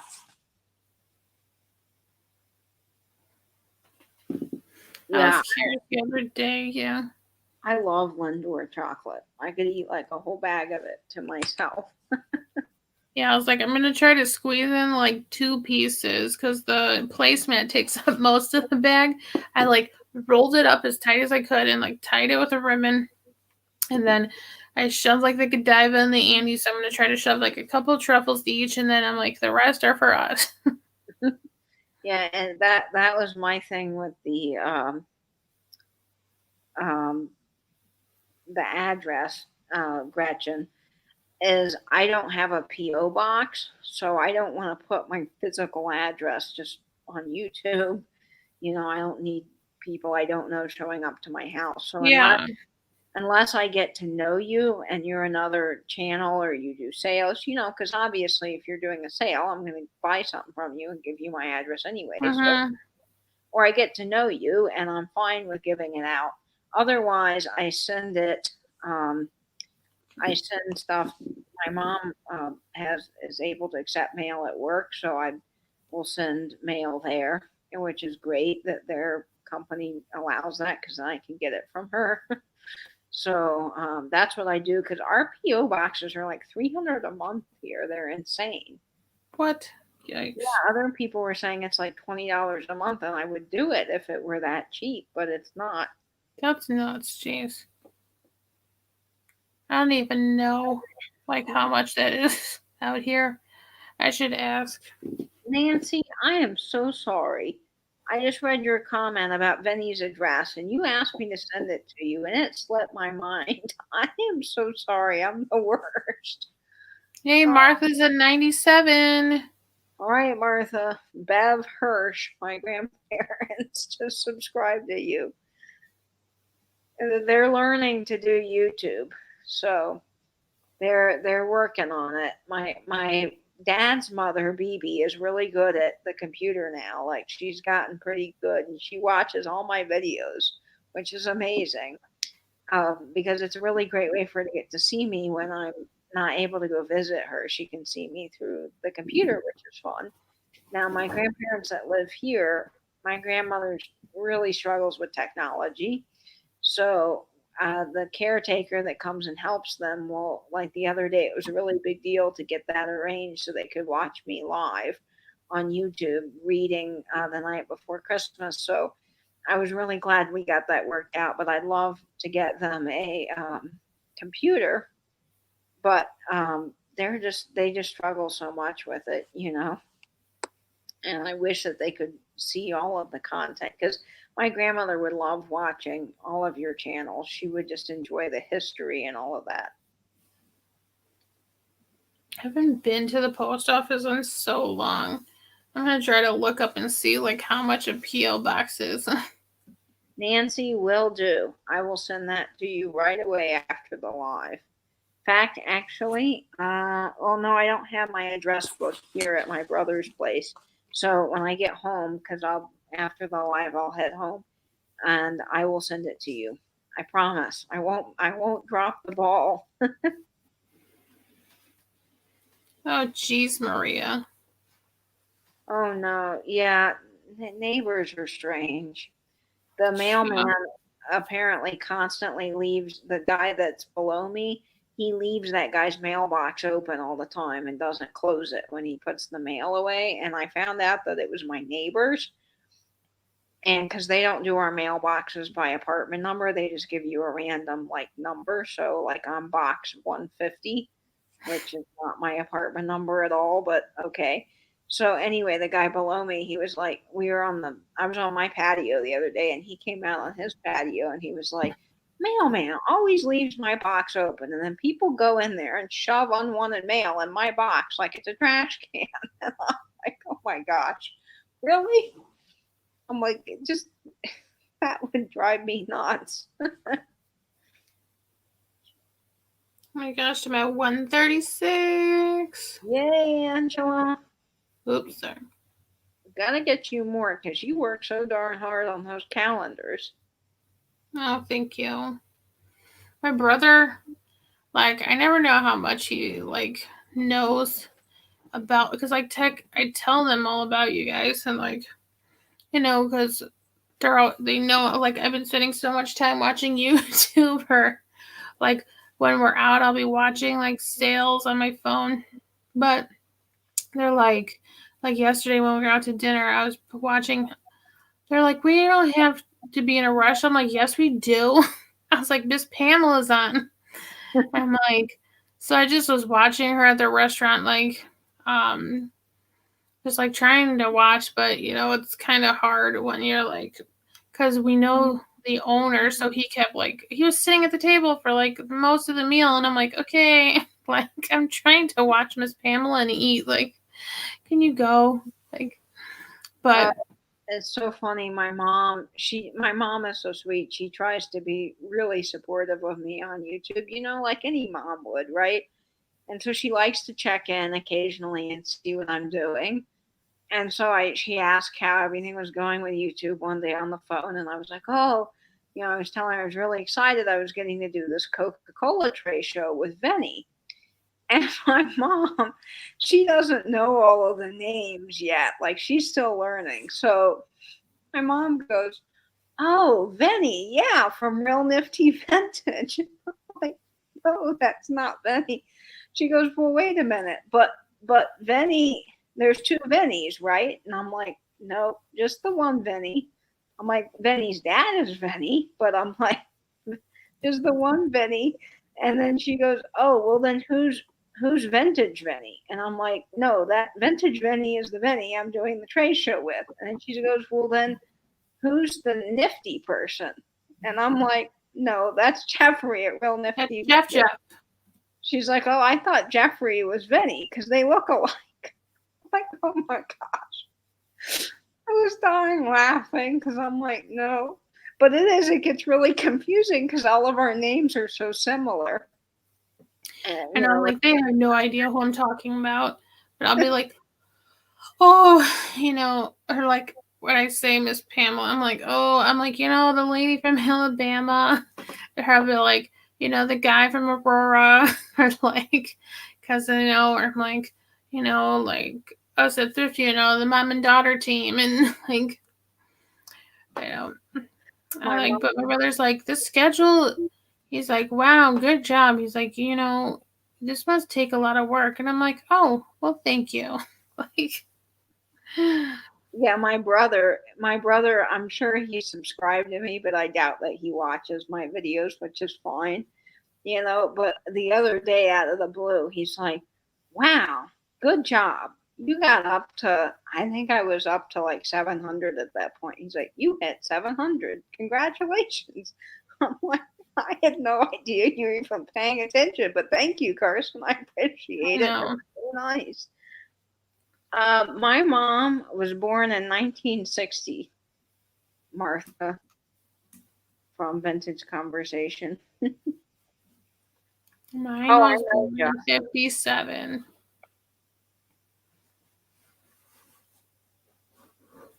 I know, my battery always dies, and then I gotta go get a charger, and I have to crawl behind the couch, first world problems, to put the charger behind my sofa because my record player is plugged into the plug. So I have to unplug the record player to charge the phone. And I'm kind of jealous because my brother's apartment has these nice little plugs here that are up high versus mine that are on the floor behind my sofa. Yeah, my mom just had her what is she? 63rd birthday on December 10th. Oh, wow, that's amazing. Oh, your mom was born in 63. Oh, you were born in 63. Wow, Martha. That's neat. Yeah, we're the youngins, I guess. Yeah. Katie, you are making me feel old. I am 5 years younger than your mother. Oh, I'm sorry.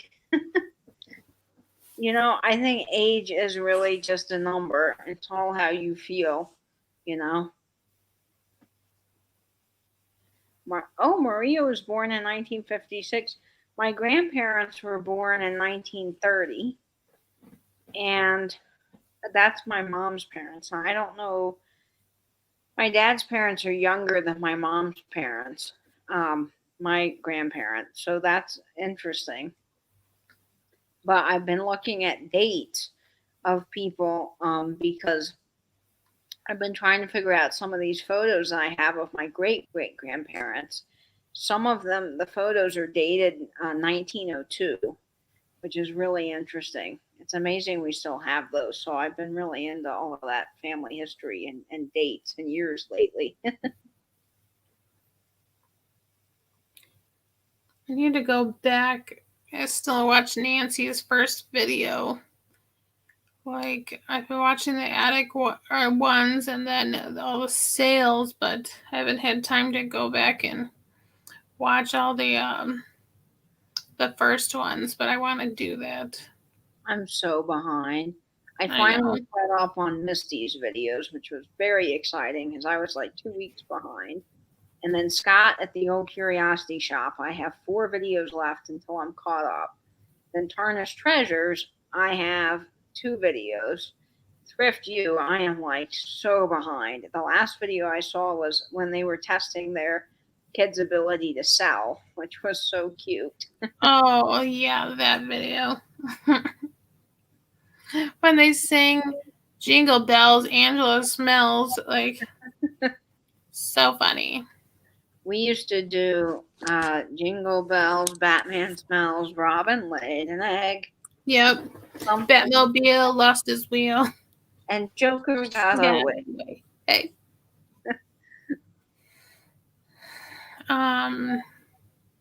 Yeah, I used to be like caught up to Jocelyn all the time, and now it's just, especially with Vlogmas, like on the non-vintage side of like the kind of influencer side of the few people I watch, like the DIY channels. Like Sunday, they post so many videos, so like I'll try to watch a couple of those before I go to bed, but yeah, I can never catch up. It's too many, especially with Vlogmas. Like, everyone's posting a video every day. Like, I can't do it. Yeah, I realized, because my posting schedule is Monday, Wednesday, and Friday. And I realize now with the lives, it equates to pretty much there's a video on my channel every day. So people must be like, whoa, this is insane amount of content. But hopefully, Hey, that's probably how you grow, so. yeah, I think Misty, one of the things I was impressed with was she puts out, Misty, Jeffrey, and a couple of other channels put out almost a video every day. And I think that it is work, but man, it's pretty smart because you're constantly putting out content for people to see. You have to constantly keep. Yeah, I know Danny does that at the Niche Lady and Jocelyn, and like, on my Instagram. God, this is exhausting. It's work editing a video and getting content, but if you constantly post content like on Instagram and you constantly post on YouTube and you like are in the chats and you promote your stuff like crazy, that's how I think you're gonna get people to grow. You have to put in like a whole crazy amount of effort. I mean, yes, you have to have a good personality, I think, and your content has to be good, and you have to keep trying to improve your videos at some point. No one's ever going to be a, 10 million subscriber perfect, videographer. But, I mean, well, you could be if you wanted to, but I mean, most people aren't going to hire someone to produce their videos. You know what I mean? But like just even the small things like buying a microphone or getting a tripod, like small things, small steps, and just keep working really hard and putting out good content. People will you. You just have to promote the heck out of your stuff, which is work, I know. Okay, Nancy's at 347. Oh, also follow Joni at Vintagerous.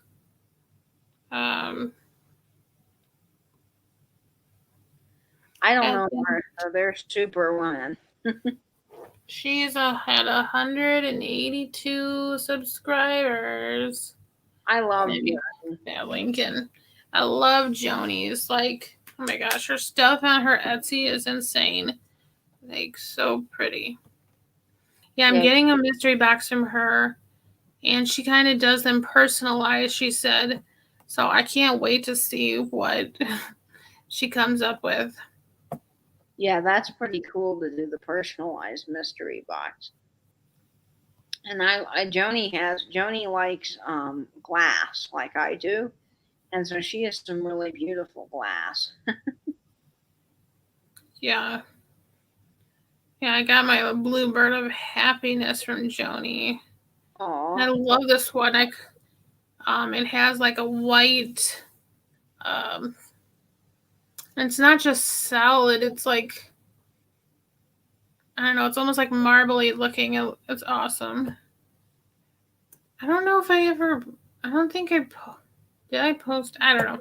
I don't know if I posted a picture of that to Instagram. I'll have to check and post it. Okay.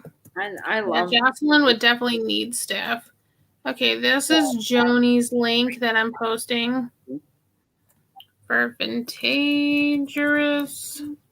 Yeah, when you get to a certain amount of busyness, whether you're doing, YouTube and you've got kids and you're also running a full-time eBay business, like Misty is a superwoman. She is amazing. Dude, I don't even know. I mean, she did like 3 sales so like the past couple weeks, and ship and have the shop and do eBay, and like she's amazing. I admire her so much.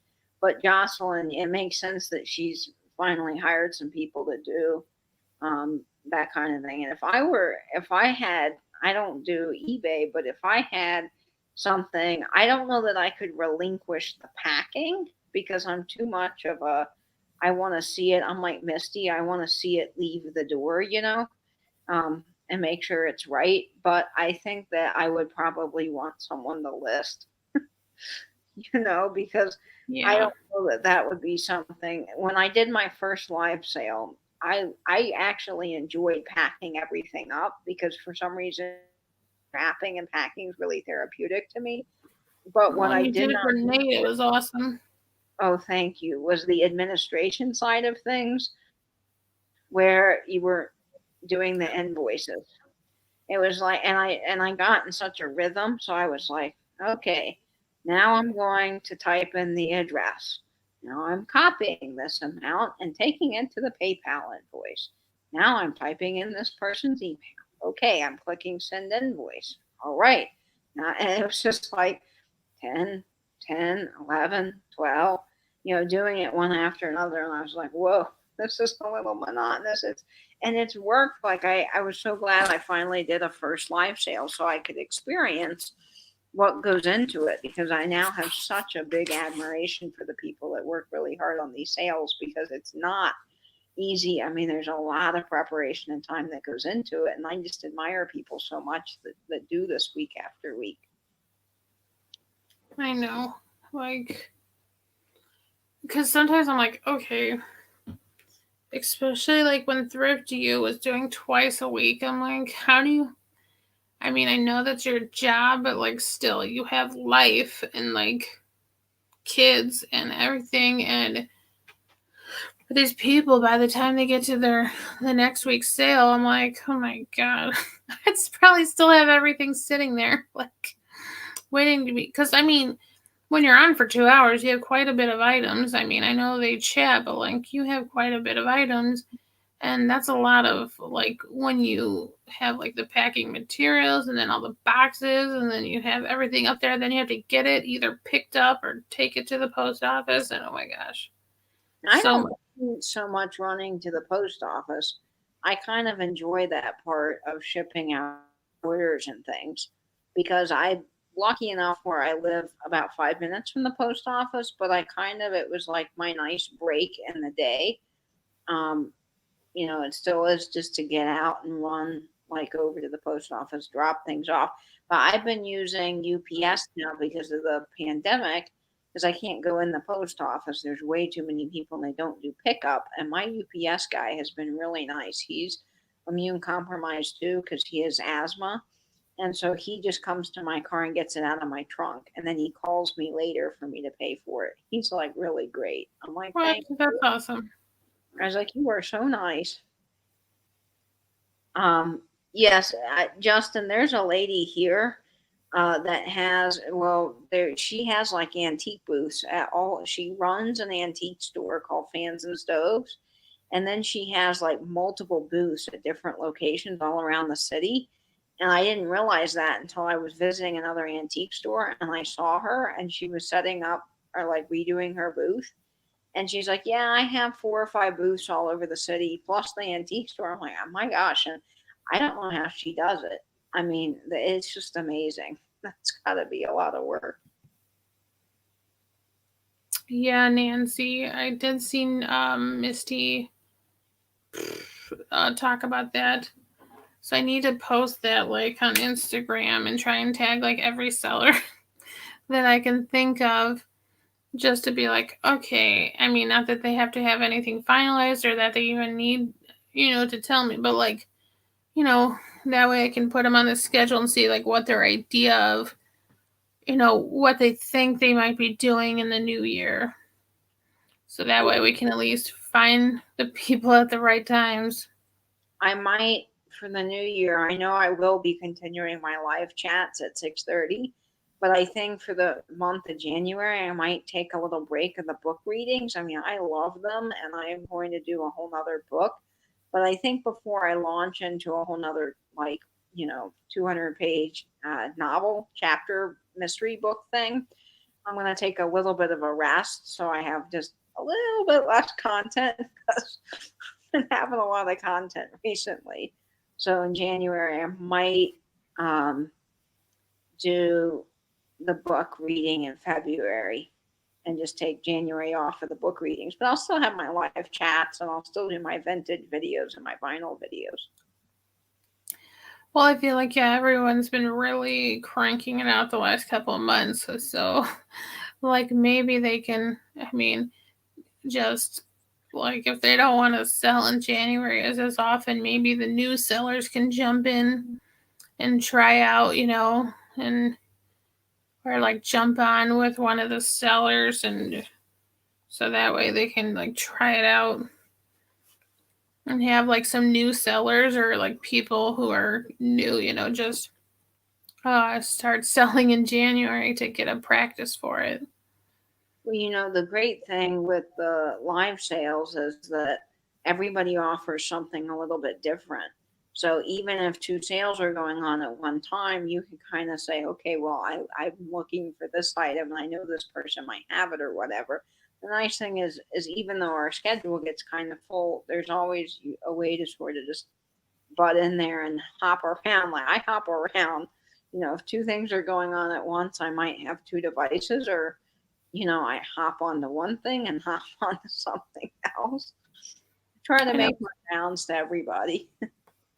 I know, because people will tell me like, "Oh, I see like Tuesday is full or something or pretty full," and I'm like, "Okay, well, I don't want you to think of it that way. Like, if that's the day you have free, I mean, just pick a time and I'll put it on there. I mean, because some people have different like audiences, like."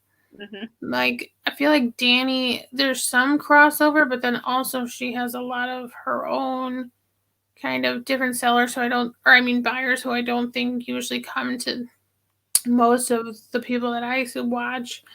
And like Jocelyn, of course, she's like, I mean, she's not selling, but I feel like so just as long as you're not on like during her lives, because I feel like a lot of people jump over there, but like, yeah, Tuesday, you can go back and forth. Tuesday, oh man, it's late and my brain is like. Yeah, on Tuesdays, once the I think the 4-way sales are done, they might be doing a chat this Tuesday, but more casual. So, then Tuesday, people have a lot of time before Stephanie and Joni. And then I don't know how often they're going to be doing it into the new year as well. So there's times, I mean, most Tuesday is available until Stephanie comes on. Stephanie and then Joni. So yeah, I mean, there's times too. And on Mondays, well, since I won't be doing the book reading on Mondays, and then I think Jeannie is going to start up sales again, but she does Jeannie at Norma Jean Plus One. She does sales every other Monday, so that's a good opportunity to take advantage of her slot. Yeah. She's not having a sale. You just with the schedule getting busy and a lot of great new channels coming up, which is wonderful because our community has room for, so many different types of people. It's just great. There's room for everybody and everyone's so welcoming and kind. You just sort of have to make a way for yourself and kind of butt in there and say, well, I'm doing this, and Yeah, let me know. I'll put you on, and we'll find people to come to your sale or your live or whatever. you just gotta promote it. The calendar is great, but you have to be on Instagram and tell people about it too, so that they know. And I've been trying to figure out, like, with the algorithms and all, what the best time is to post. So, like, if I, like, Mhm. tomorrow, Angela and I are gonna do the reading of the Grinch, and I was thinking, well, do I post about it in the morning, or should I post it on my stories in the morning and then post it a couple of hours before, because then maybe the late afternoon people will see it on Instagram. I have not figured out what the best time to post things is, but I do know that if you just, like, start Yeah, promoting daylight, definitely post a story like in the morning sometime. And then, yeah, maybe a post like in the earlier afternoon. So that way, anyone who's not looking at the stories and is scrolling can see it. I'm going to post the picture in the morning too. I'm going to, maybe before I go to bed, I'll make the daily schedule. Justin, thank you. Yes, I went ahead on StreamYard and scheduled the reading for tomorrow. So that will be available. Hopefully, I don't know if YouTube's been having issues, but hopefully it will send out reminders for the people who have hit the bell, so that they all day will be getting notifications like, "Hey, this is coming up at 6:30." Oh, But yeah. yes, on Instagram, I'll try to post also in the AM, and see. I maybe that will get more people seeing it throughout the day. I just don't know. I always post to the stories, but I don't know how the physical posts work with the algorithm. Like, when is the best time for most people to see it? I know that statistically people are on in the morning and evening, on social media. So I don't know. I've just something I'm curious about. Well, I don't know. Instagram and YouTube, everything's been so screwed up. Yeah, and the stories, I've been having a heck of a time. Finally, it's working, but I still have issues with certain, like, emojis. They don't come up. It's just the spinning wheel of death. I'm like, why? Are you able to post the dailies anymore? Yeah, I mean, like, I can do that now. I've just been okay. slacking a little bit. No, you're fine. I didn't post last week either. I was so busy. Well, I usually get up in the morning and I have my coffee and I work on that, which is kind of therapeutic, because I like the design aspect of the stories, like playing with the little emojis. I spend, honestly, way too much time trying to get the emojis perfectly aligned because I was trying to match yours, and then I'm like, I, I don't know, like everyone that well as good as you. So I was like at first I was like, okay, I'm trying to match like how Katie does with like the little emojis to match the certain person. And I'm like, oh, forget it. I'm like, Christmas, Christmas, Christmas. Like, there you go. well, Today I was doing it at church, at the beginning of church, so I didn't put the music on. I'm like, I was trying to put it in real quick, and then it kept not working, and so we're like sitting down, and I'm like, okay, posted, done. Like, my dilemma on Fridays for the stories, and this is such a minuscule problem to have, but I try to do on my Instagram stories, I try to do the little emojis to match what the person collects, or I know they like, or maybe where they're from. So with Fridays, Crafty Jackie has a sale at 6, and then Jeffrey has his sales now at 7:30. Well, they both love flamingos. They both collect flamingos. So I'm like, I can't put two flamingos because there aren't that many flamingo emojis. Actually, there's only two to pick from. And one of them on Instagram is like flailing about and it's distracting. So you can really only pick the other one. That's not, you don't, I don't think it looks good to have too many emojis that, like, flail when, if that makes sense, when you have a whole list, because then your eyes yeah, that and you're not able to see the list. So I was like, well, who gets the flamingo emoji? It's between Jeffrey and Jackie. And I was like, but Jeffrey also sells strawberries. So I was like, well, what if I gave Jeffrey strawberries because he sells the straw? This is what's going on in my head, right? And then Crafty Jackie gets the flamingo. And then because I was like, well, I'll have to figure out what else Jackie collects. So what I do now is Jackie gets the flamingo and music notes because Ron is always singing.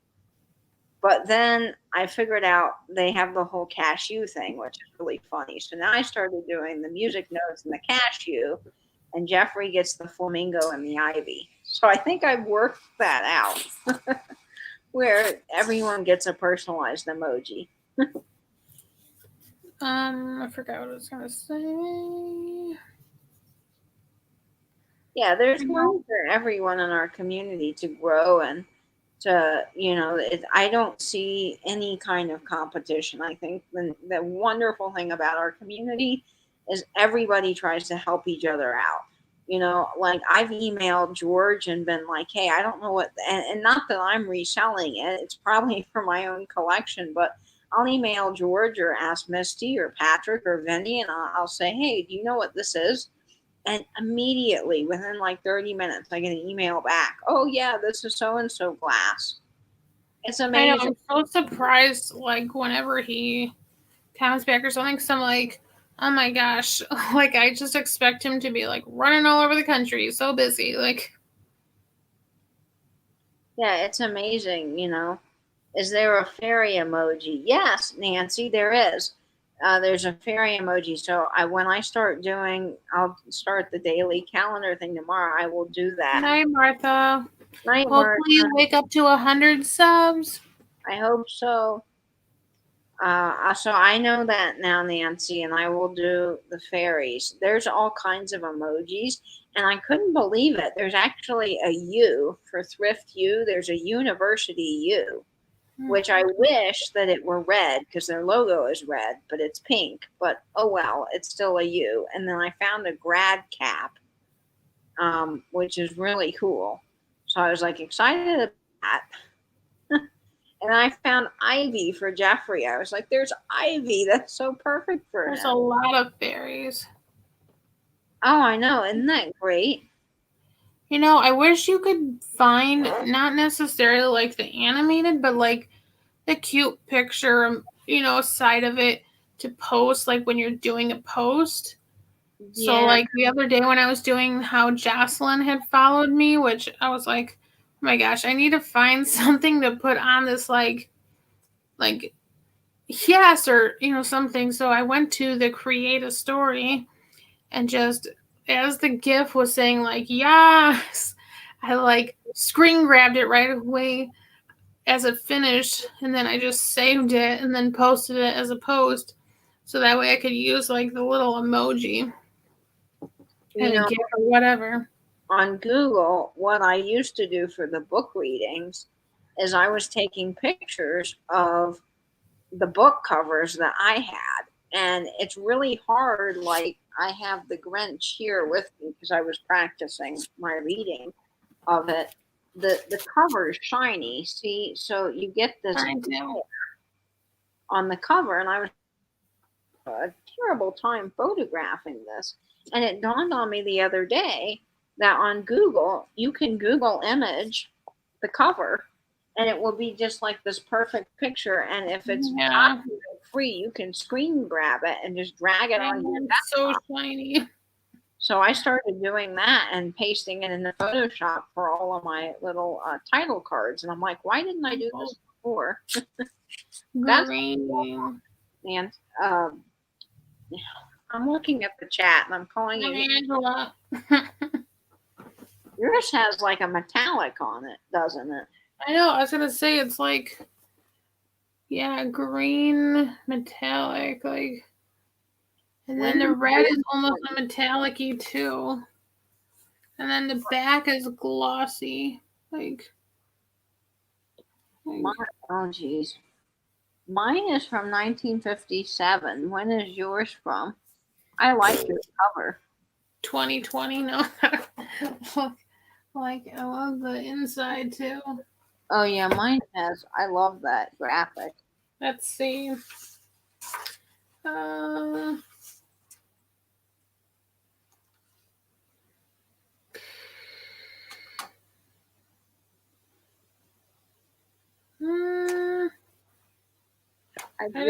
cover's more interesting. I don't know. It says like renewed 1985.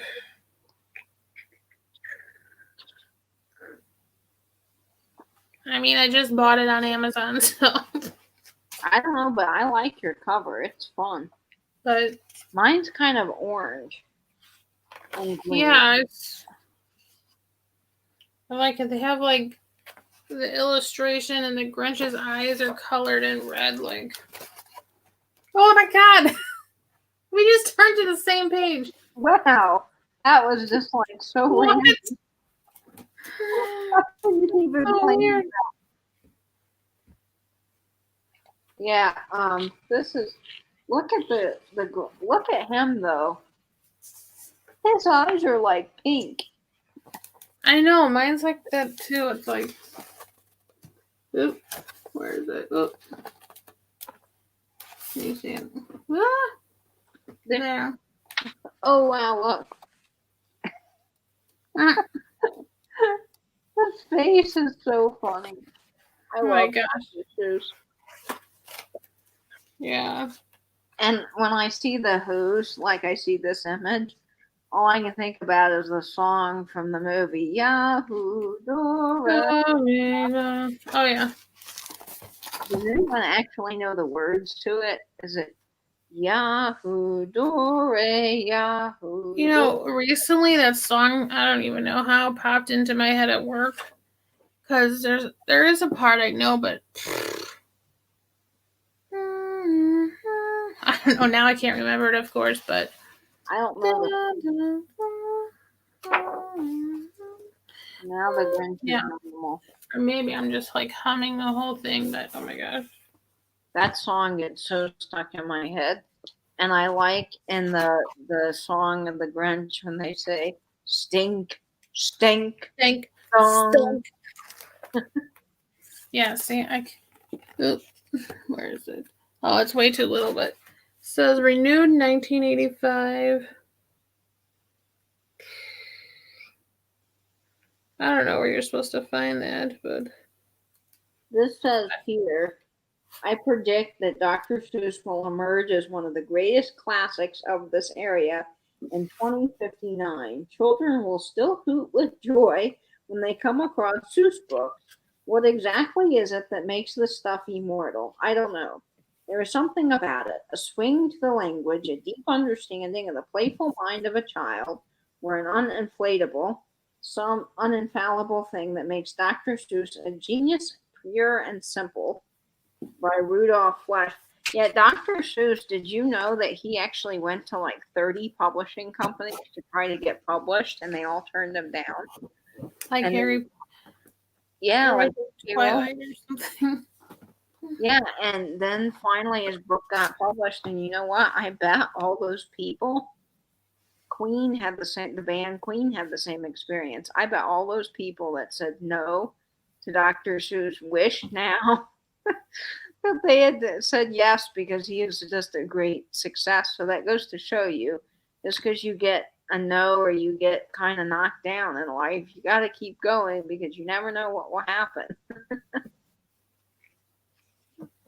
See, I don't care for the Jim Carrey one, and I don't think you do either. I don't like it. I like the old animation one, or I don't mind the newer cartoon, but kind of like its own thing. It's like its own thing. It's new and fresh. I don't mind that one because I kind of like how he looks in that one too. But like the Jim Carrey one was on the other day, and I'm like, I can't. This is so horrible. The Jim Carrey one as a kid freaked me out because you know the scene in the movie where the Jim Carrey's in the corner in the mailroom and he's like hanging in the corner, staring down at the kid. I remember seeing that. I don't know how old I was, but that freaked me out for years. Like as a kid, I thought, gosh, there's going to be this like creature. I'm going to wake up and it's be in the corner staring at me. I didn't like it. I like the original Grinch, the cartoon. That's what I have on DVD and I watch at Christmas. Yeah, like the part I came in on the other day is like when Cindy Lou comes to his like little cave and he's trying to scare her, and I'm like, this whole thing is just creepy. Like he's trying to rip his shirt open, he's trying to be all scary, and I'm like, this is just no, this is not it. I'm like, ew, he's eating glass. That's just not. Yeah, Justin, some of my friends, see, growing up, Harry Potter came out, and I remember that our church went on, we grew up Baptist, and our church went on this huge campaign against how Harry Potter's evil and it's teaching kids dark magic and it's the devil and all this. And my mom thought that was literally the craziest thing in the world. She was like, it's a book that is fabulous. It's really well written. It teaches you about good and evil in the world. And like she thought it was great. And we had all the books.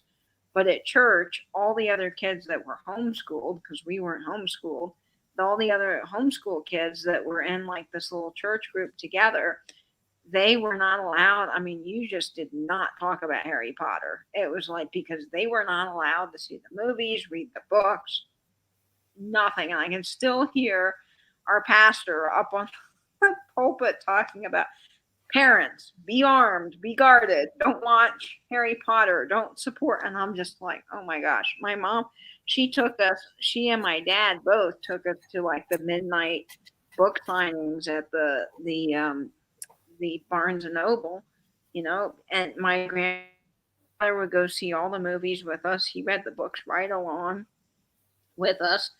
And I love Harry Potter. I just don't understand sometimes why. The same thing too. Like I go to a Baptist church, and yeah, when I was younger and they were out, like when I went on that mission trip to St. Louis, I had a Harry Potter book I brought with me in my bag. Oh, and we were talking about it in the back of the car, and like my youth pastor at the time, which I don't think anyone really cared for, was like, who brought Harry Potter? And I was like, me? He's just like, why? I'm like, dude, we're not sitting here. Like, basically, my parents, the same thing. Like, we're not practicing witchcraft. It's a story. I'm not sitting here, like, taking the spells and try to really do them for real. Like, no, it's fiction. Like, it's fiction. You can read about something. If you're reading the Bible, there's, like, evil in there, too, and Satan and stuff. Like, I'm not sitting here trying to be a Satan worshiper, like, well, if you read the book of Judges in the Bible, like I go to a different church now, and our pastor, he was saying, you read the book of Judges, I mean, there's war, there's crime, it's quite bloody. He's like, it's really not a book for kids. So he's like, don't tell me, that all these things that people are obsessed about, saying that they're bad. He's like, because some of the stuff in the Bible, I mean, it happened. It's real. The wars between, you study history. There were some pretty bloody wars in ancient Rome. Yeah. Like, so the Crusade books, my mom, and I always think this, I mean, it teaches kids, I think, that there is good and evil in the world. You have to learn about that somehow. The world can't just be this perfect place all of the time.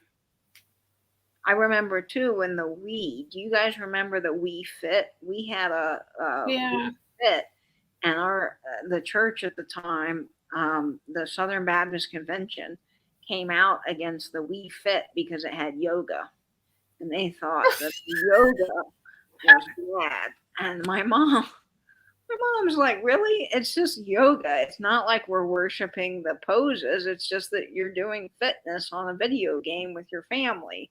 Like, what? Come on. But they went on this. That's the craziest thing I heard. turned a lot of people away from the church because people are like, this is fanatical and it's ridiculous. And I'm like, yeah, it is. It's just yoga. I guess they don't like the downward facing dog. I spent 5 years in Southern Baptist run Christian schools. Yeah, I went to Catholic high school.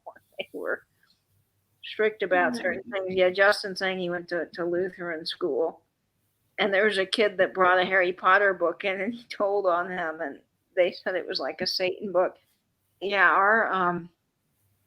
our school was really, our Catholic school growing up. I mean, I loved all of my teachers. I thought they were really wonderful, but they were really strict. And we had, most schools could do like homecoming week and they could dress up and have like, they didn't have to wear uniforms. And so you could just wear whatever you wanted, like for a theme. And so we had Hawaiian theme. I think one of the days was tie-dye theme, then school colors, like your class colors. And then the other one was, what was it? Teams. So you could do like, if you like the Jaguars or you like the Chiefs, you could come with your favorite team. Well, they wouldn't let you wear any of the clothes without wearing it over your school uniform because they did not want you to be wearing anything. And I remember they would post a list. The student council was in charge of posting this list of all the accessories for the day you could or couldn't have. And on Hawaiian Day, they did not let anyone wear Hawaiian shirts because they were afraid that people would come with the hula girls. Like, really? That's so ridiculous. I mean, That's awesome. I would have to go to, if I wanted to participate, everyone would have to go. And we had these like thick collared long sleeve shirts as part of our uniform with the skirts. And so we'd have to go buy a shirt that was bigger just to fit it over our uniform shirts to wear. And it's like, I mean, I don't know. And then we had to get measured. If any of y'all went to Catholic school, you'll know about this, but we would have to go measure our skirts. And so the dean would take us into the gym and we'd have to kneel on the floor and she'd come by with a ruler. And if your skirt wasn't 2 inches below the knee, you got a demerit. Nate. Nate, you are awesome. We love you. I still can picture getting measured. Because, see, what the girls would do is they would put elastic in the waistbands. They'd have their mothers sew it in and they'd roll it up so they could be all cute. Wear the shirts, the skirt's really short. Well, that was against the rules because you had to, always have your shirt tucked in, always have your skirt long. The guys always had to wear a tie. And if the tie was not, all the way up to the top, you could get a demerit. Yeah, Nate, don't forget to sign up for StreamYard so you can jump in with Katie and I. My mom took me and my friends to the Lizzie McGuire movie, and we got in trouble at school. Oh, no, Justin. I love the Lizzie McGuire movie. It's such a great movie. I love that. What?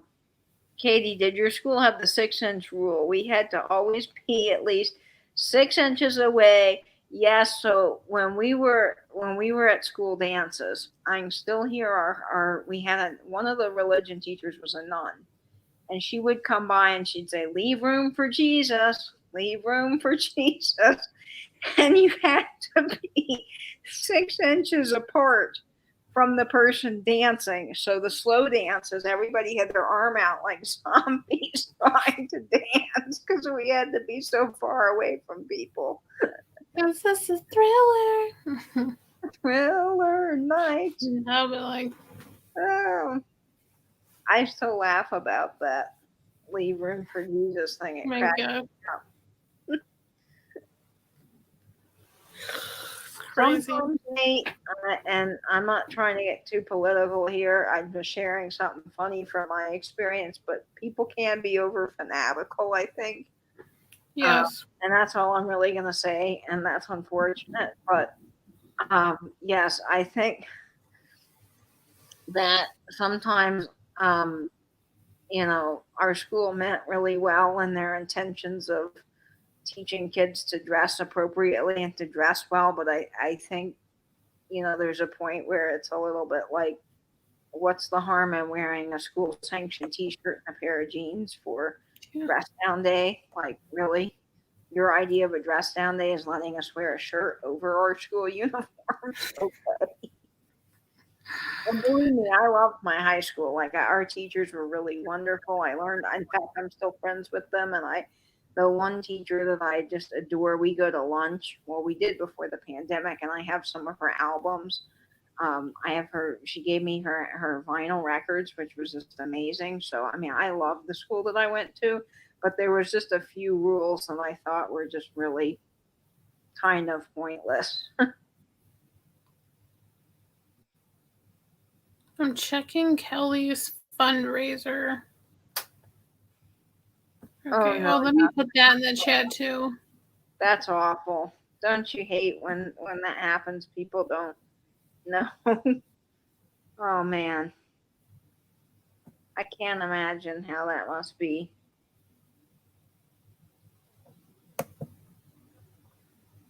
Okay, let's see.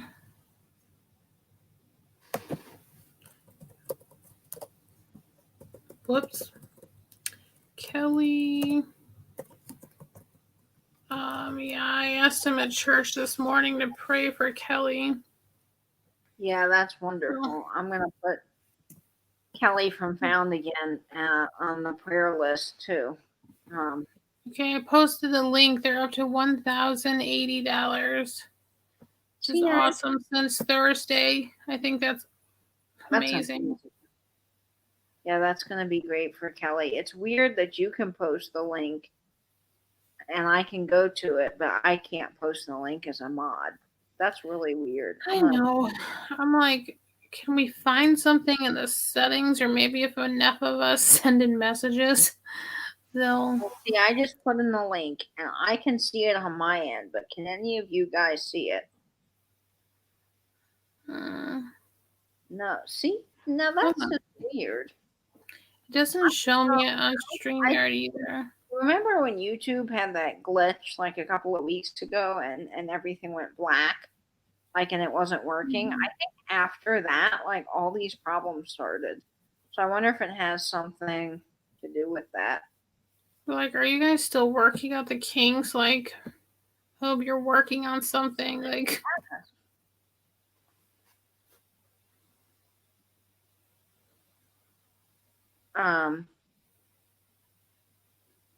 yeah, just in time.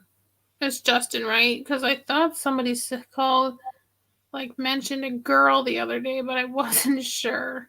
But I thought it was Justin. I felt so badly for when I first got on YouTube. One of my first subscribers was the amazing Ricky Donald, and I love Ricky. She is so knowledgeable on so many things, and she leaves the best comments. And for the longest time, I didn't know. I was just looking at a name, and I at one of the sales, I was like, "Oh, where is Ricky Donald? He's not here." And people are like, "You mean she?" I was like, "Oh, I didn't know, because you're just looking at a name through YouTube." And so I was so glad I've gotten to know that she's a she. So that's really good. It's good when you learn stuff like that. And Ricky's great. I love reading Ricky's comments, and she's just knowledgeable in a lot of different things.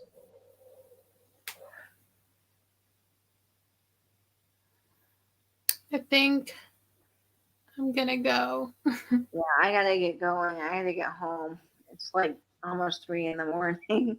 Luckily, I'm only 10 minutes from the house, but I know Louie's wondering where I am, and I'm glad though that I was here, because Clyde got to spend time with me. Since he's a newer rescue cat to my brother, I want him to feel like he's got a lot of good love while Carson's gone. Yeah, my medic. I had to take something because my hand and my wrist and my back and my foot, like, everything was hurting me today. So that's kicking in. Oh no, yeah. And then my laptop is getting low, so I have about, let's see, less than an hour left. But I need to charge it. So Thanks everybody who came by and who subbed to the other channels. Again, follow Martha Vintage Conversation, Nancy at This Overstuffed House, Soulmate has a channel too, and Christina Aguilar, Resale Gal. Follow all of them. They're great channels. They are. And Nate, I know how tough that can be for a lot of people, but we are such a great little community here, and I hope that you feel a little bit less nervous posting that in the chats, because we are we love you, Nate. Wonderful, supportive group, very inclusive too. I feel like we're such a great inclusive group here to everyone. Everybody that is kind and supportive and wonderful is always welcome, of course. Even though you're not straight and broke a million hearts. Yes, so Nate, you are loved. You are very much loved, and you should always feel welcome in all of the chats. And I know that it's hard, every time having to kind of retell people that, but you are in such a supportive and wonderful community. So hopefully you'll feel less and less nervous, because you are so well welcome. Thank you. I love you all very, very much, as always. Yes. Stay Thumbs up, sub to Katie, Vintage and Vinyl. Everyone already probably is, but just in case. Yes, please. And check us out tomorrow for the Grinch Stole Christmas reading. Yep, Angela will be live with me on my channel at 6:30 p.m. Eastern Standard Time for that, which is going to be lots of fun. And check Angela's calendar out on Instagram. Lots of cool stuff happening this week for Christmas. So you want to don't miss those events. That tell you I got to get off the line. That's what happens when we're on late. All right. But thanks again, everybody, for stopping by. And like Katie says, binge YouTube. Yep. Good night. Be safe. And binge YouTube. Bye-bye now. Bye. Much love.